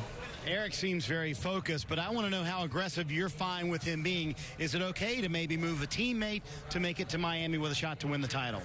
I will let him make the decision there, put that in his court. But as long as he's in position to make that decision, that's all we can ask for. There you go. It could come down to Harvick versus Almirola for that final slot in Miami, Dave. Marty, outside the infield care center, Kurt has been released. You okay? Yeah, everything's good. All right, so walk us through that final restart and the crazy day that it was, Kurt. I just got pinned on the outside wall. Needed to hold position on whoever's going to be to my inside. I expected Jones to be down there, but Denny came out of nowhere and cleaned us out. That was my spot to try to hold. I knew there was going to be more yellows now. I felt like staying out was the right call. That's what helped us put ourselves in that position. And so I'm not going to look back on anything. Even the pit road penalty, if it's black and white, I just need to get updated on my rule book and understand that what I did doesn't gain me anything. But if it's a rule, if it's black and white, then so be it. But we charged back up through there. It's great to have Stewart right there to help me out, like a coach who's been through it before. And he coached me back in, too, to get back in the groove. And we were coming. We were there. It was one of the best cars I've ever had at Phoenix. And I feel like I let my guys down, but I'm not going to second-guess anything. Racing for the win, trying to advance, and didn't get the job done. So thanks to Gene Haas, Haas Automation, Monster Energy. We'll go to Homestead and race for fun. I was going to ask, is this one harder to swallow because it was such a great race car today? It's been all year long in the position for it, and my job was to win today, or at least try to gain 3 points on Harvick. I didn't get the job done. All right, Kurt's out of the infield care center, guys. Season, as far as the championship goes, is over. Well, and we mentioned not too long ago the playoff issues that have taken place. It started very early in stage 1. At the end of stage 1, Harvick, a tire going down. He has to come to pit road, and he's already a lap down. Yeah, then another flat tire. 14 of Clint Moore has a flat left rear tire as he goes down into turn 3, spins around.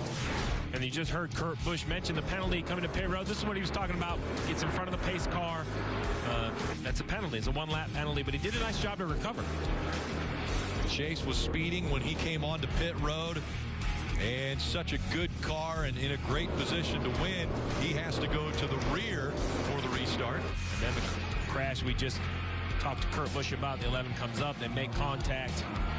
Big crash takes out the 11, the 41, and catches Chase Elliott. And I'm going to say, you know, Kurt Busch has had a long career in NASCAR. I don't know how anyone could have handled the interview any better right there. You can see the disappointment.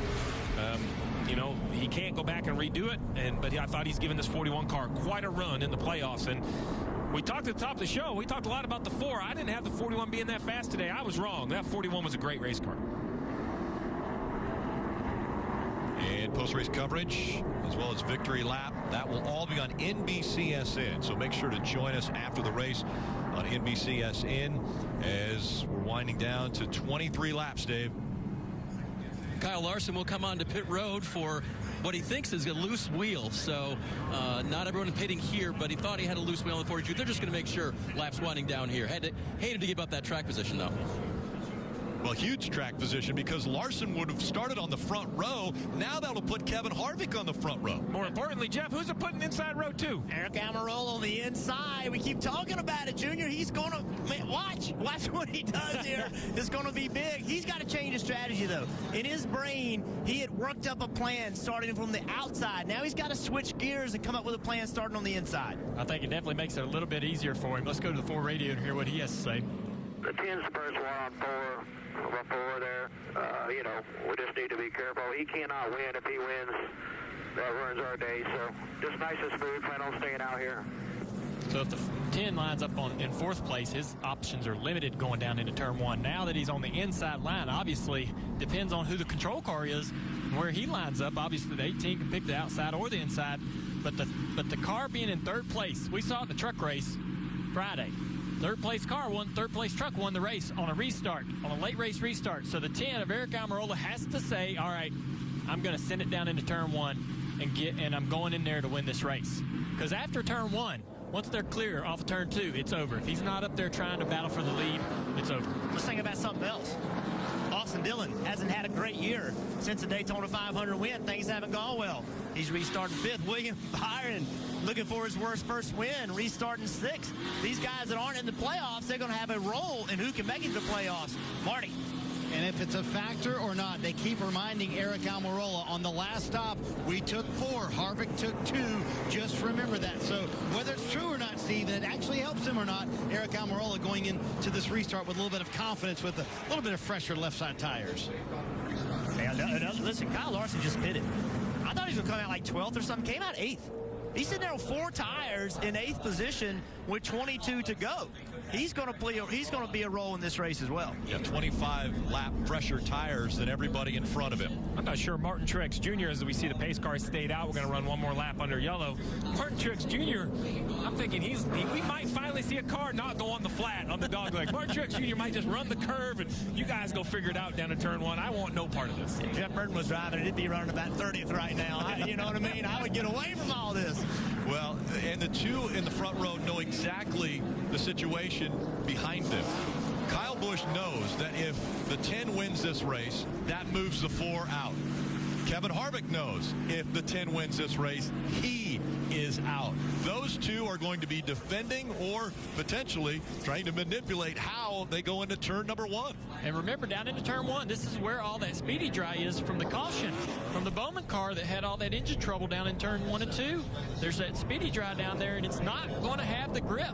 The corner's not going to have the grip. You're going to have to either go above or below that. And we've seen that outside groove work. We've seen it work. And here is Kevin Harvick's on the outside of Kyle Busch. Kevin Harvick, one thing I've noticed, has not had great launches all day long. He's left and hadn't had great launches. Good restarts through the corners, but he's going to have to launch and try to enter turn 1 side by side with Kyle Busch. What path will Kyle Busch take after he gets past the start-finish line? He's the control car. He dictates the restart. As they're coming up to the restart zone, Kyle Busch on the inside, Harvick on the outside. Pretty good start for the 10 of Almirola. What does he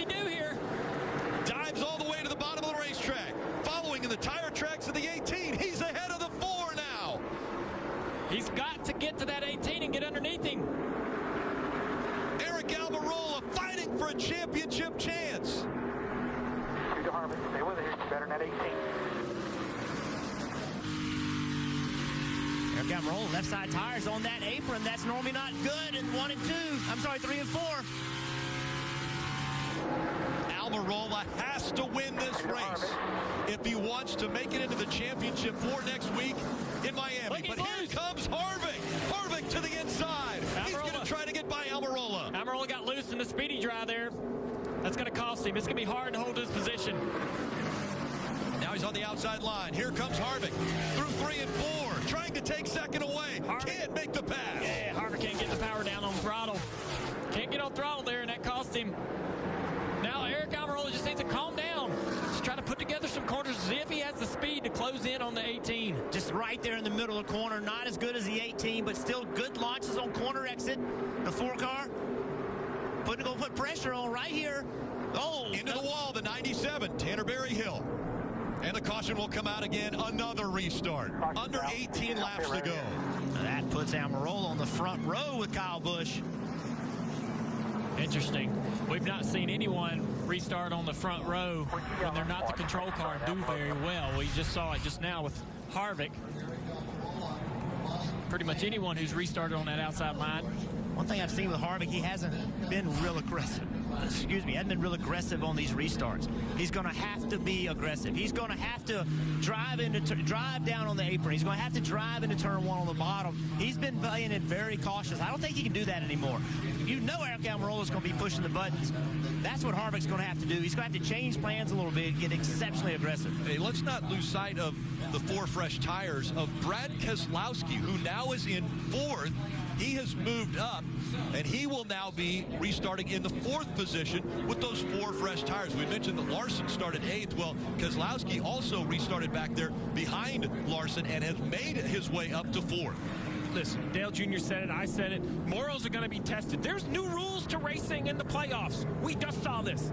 At the half mile at Martinsville, Joey Logano, Martin Truex Jr., a door-to-door battle, but this was the last corner on the last lap. The 22, there was no way he was going to pass him clean. He sends him up the racetrack and moves the 78. He told us the week before he would move somebody for the win, and he went through with it and moved the 78. People can agree with it, dislike it, like it, doesn't matter. The simple fact is the 22 was on to Miami. Now here sits Eric Almirola. Does he have to pass Kyle Busch, or is he willing, if the opportunity presents itself, Dale, does he put the bumper to the 18 if he has the chance? Well, I think his best opportunity is to try to stay on the door of that 18 car on this restart, not allow the 18 car to clear him. If the 18 dives across the apron, go down there with him. Try to stay on his door and enter on his door on the outside, on the entrance to turn 1. Dale Jr., think about Eric Almirola. Remember earlier this year at New Hampshire in July, he had the dominant car there and did not get a good restart with the 26 laps left in that race. Really beat himself up for that and told me after that, I've got to learn how to run up front. It's a different world restarting when you're running for race wins, a position he has not been in his career. He was in this same exact car in that New Hampshire race. This could be the restart of his life that could put him in the championship 4. It's not ideal where he's going to start, but it is doable. We've seen it before with Kurt Busch today. To make that outside work, you just cannot allow the inside line to clear you. And even on the launch is the key part. If the 18 launches and clears, that's what the 10's got to stop from happening. The 10 has to worry about, first of all, getting the lead, trying to steal the lead away from Kyle Busch. But then he's going to have to defend it. Well, yeah. And the one with the freshest tires behind him is Brad Keselowski. Yeah, Dale Jarrett he's watching this closely. He just contacted me. He says, hey, if I'm Eric Almirola, I might jump this restart just a little bit. Make NASCAR make that call. That's a great point. You know what I mean? It's hard for NASCAR to really make a call on who launches first, and that's something that Eric Almirola is going to have to figure out. Can he launch just a little bit ahead of Kyle Busch and try to get some forward momentum going? But, Jeff, does he want to put his fate in the hands of someone making a decision, or does he want to go out there and race and try to win this race and win that spot in the championship? Well, he's not going to do something that's clearly a penalty. But when you leave a quarter of a second before somebody, that's hard to tell. Kelly. See, they're Martin Truex Jr. on pit road on that last restart. He said he was sideways. He was so loose. They said, well, let's get you some fresh tires, presumably with an air pressure adjustment. He's just trying to stay out of all this chaos. The team has told him he needs to finish 24th or better. Right now, we're showing 16 cars on the lead lap. Rick, I don't think we're overselling it. It was going to be so chaotic that Martin Truex Jr. threw the white flag up. I'm out. I'm going to back out of this. I'm going to take the Jeff Burton strategy. I'm going to go to the back. Back out of all of the chaos. He knows all he needs to do is finish on the lead lap. Right now, as Kelly just mentioned, only 16 cars are on the lead lap. And the laps continue to wind down. Only 14 to go. When they come back around, it'll be 13 to go. So we know that it will be at least 12 laps of racing. Once the lights go off of the pace car and they go 2 by 2, getting ready for the restart. Could it be the final restart, or will there be another caution? It's another question that all of the crew chiefs, drivers are got in the back of their minds. Will this be the final sprint to the finish? Eric Almirola. The 4's out. The 4's got a 30-point cushion right now. We don't win. Right there. That was the 10 communication. If we win, but he ain't got a race target. Oh, there you go. 18 knows. Would the 18 give up a win today to not have to battle Harvick for the championship next week? I've seen Kyle Busch finish a race in second and feel so disgusted that he finished second. I don't think there's any chance that Kyle Busch doesn't go out there and try to race as hard as he can for the win. Don't count Keselowski out. And don't count He's got Keselowski 20 lap fresher tires sitting there in fourth. And by the way, Keselowski and Kyle Busch, those two don't get along. They're not great friends, Rick? No. Kyle Larson in sixth on fresh tires as well. Kyle Busch on the inside, Eric Almirola on the outside. It will be a 12-lap shootout. Almirola has to win the race if he wants to advance in the championship picture and get to Miami in the championship 4. I'm nervous. I feel like I'm in one of these cars getting ready to restart this race. All right, here it goes. It's a good launch for the 18. Back up through the gears. Here comes the 4 of Kevin Harvick. Now a shove by the 2. Gets into the back of the 10. Moving him up the racetrack. Almirola. Way up the racetrack. Way too high. Here comes the 4 of Harvick for second. And look at that 2 of Keselowski also fighting in there for second as they go into 3.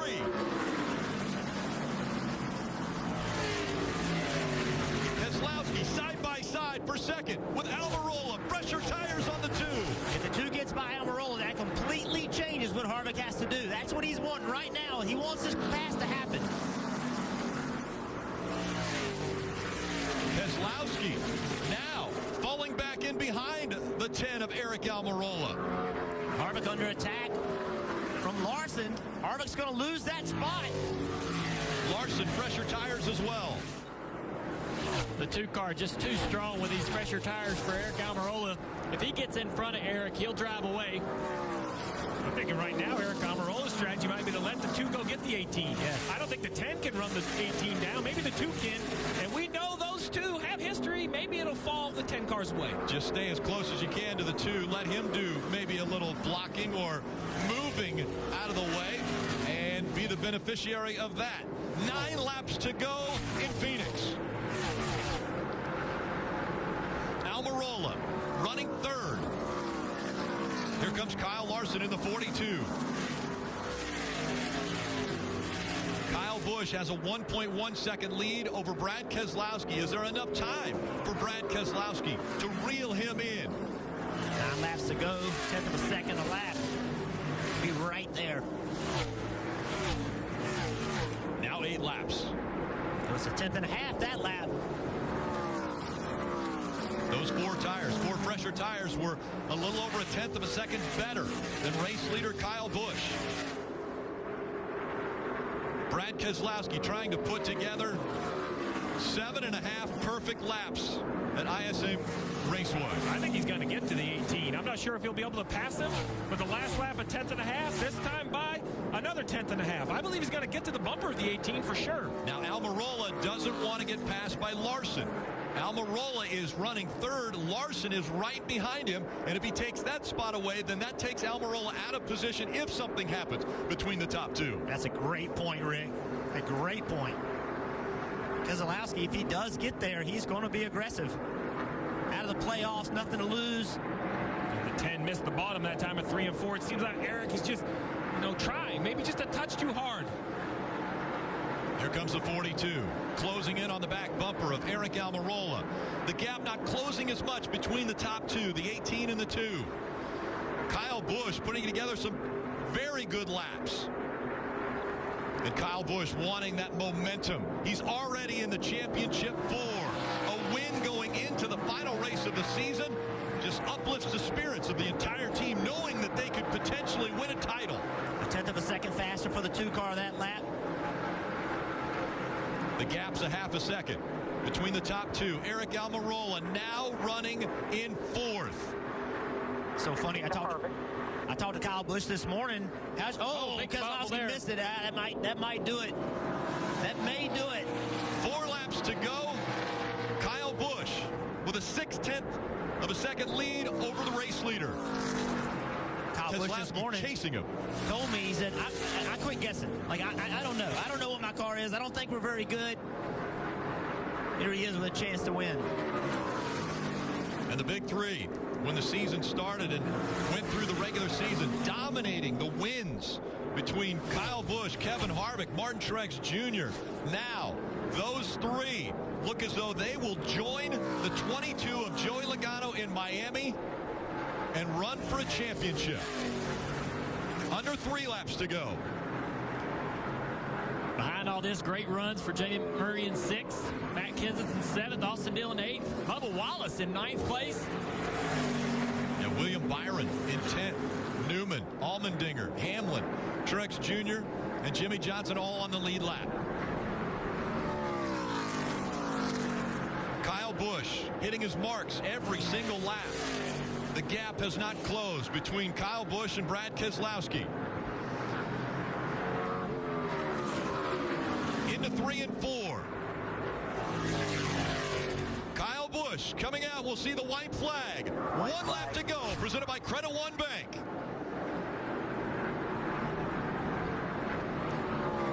Kyle Busch looking for his 8th win of 2018. One of the best in NASCAR, looking for another shot at the championship. Kyle Busch through 3 and 4 for the final time. Kyle Busch is going to win in the desert.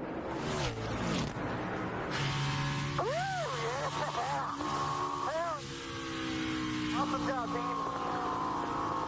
With a 5th place finish, Kevin Harvick secures a spot in the championship 4.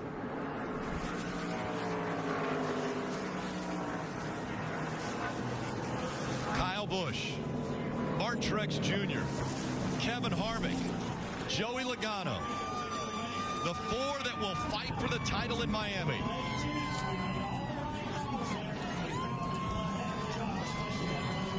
That's the championship 4. Great job, drivers. Way to hang in there, buddy. Take a little momentum with us down the homestay. There's the momentum. This moment right here, presented by Sunoco, fueling victories all season long.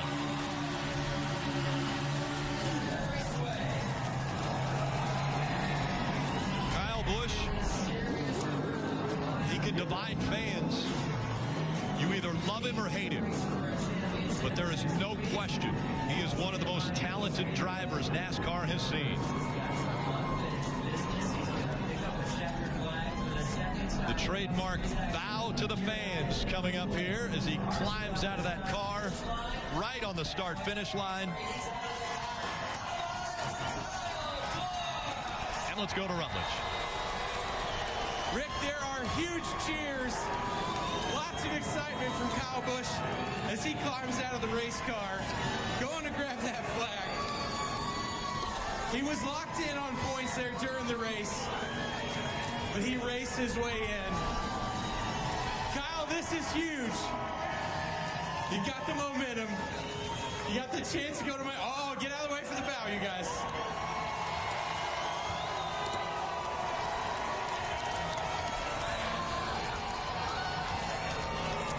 You told me don't mess up the bow. You were right. You were right. You did it. Congratulations. Can you lock this up next weekend? I'd certainly like to think so. You know, we had a rough start to the early part of this weekend, but it's cool to put it where we need to right here, right now, and in a victory lane with this M&M's Camry. Can't say enough about the crowd. Everybody out here on the West Coast, Phoenix, you guys are awesome, and man, what a day, what a race. Brad was fast there at the end. I was trying to hit all my marks exactly right, and he was a tick quicker than us, but we got what we needed out of today. Congratulations. We'll see you in victory lane. Heck yeah! Kyle Busch, everybody. 51 career wins for Kyle Busch. That's 11th all-time in the Monster Energy Cup Series. Looking to break into the top 10 here very soon. Back at Phoenix, Kyle Busch pulls into victory lane. Kevin Harvick sharing a moment with Tony Stewart and Gene Haas, who just walk off. And Kevin, it'll show a 5th place finish, but how would you sum up this day that was so up and down for the 4 teams? Yeah, you know, we were in big trouble there when we had the flat tire, and then, you know, the caution came out and we were able to get some stage points and wound up with some decent track position. But the car never drove quite as good after it drug the ground all the way around the racetrack, and we kept working on it and kept ourselves in position. And then there at the end, after everybody crashed, it's like, okay, just let it play out here and see where it all falls. But just got to thank everybody from Busch Light, Jimmy John's, Mobil 1 Ford, Outback, Hunt Brothers, Morton Buildings, Textron Off-Road, and Liftmaster, and everybody at Stewart Haas Racing and Haas Automation for all they do for these teams. In 7 days, Kevin Harvick gets to race for a championship, Rick. Yeah, Marty, it's Kyle Busch getting the win, and the championship 4 are now decided. Thanks for watching our coverage today on NBC. For more NASCAR post-race coverage, it'll be on NBCSN. Make sure to join us over there next. Coming up next on NBC, your local news, except on the West Coast. And later, it's Football Night in America, followed by Cowboys-Eagles.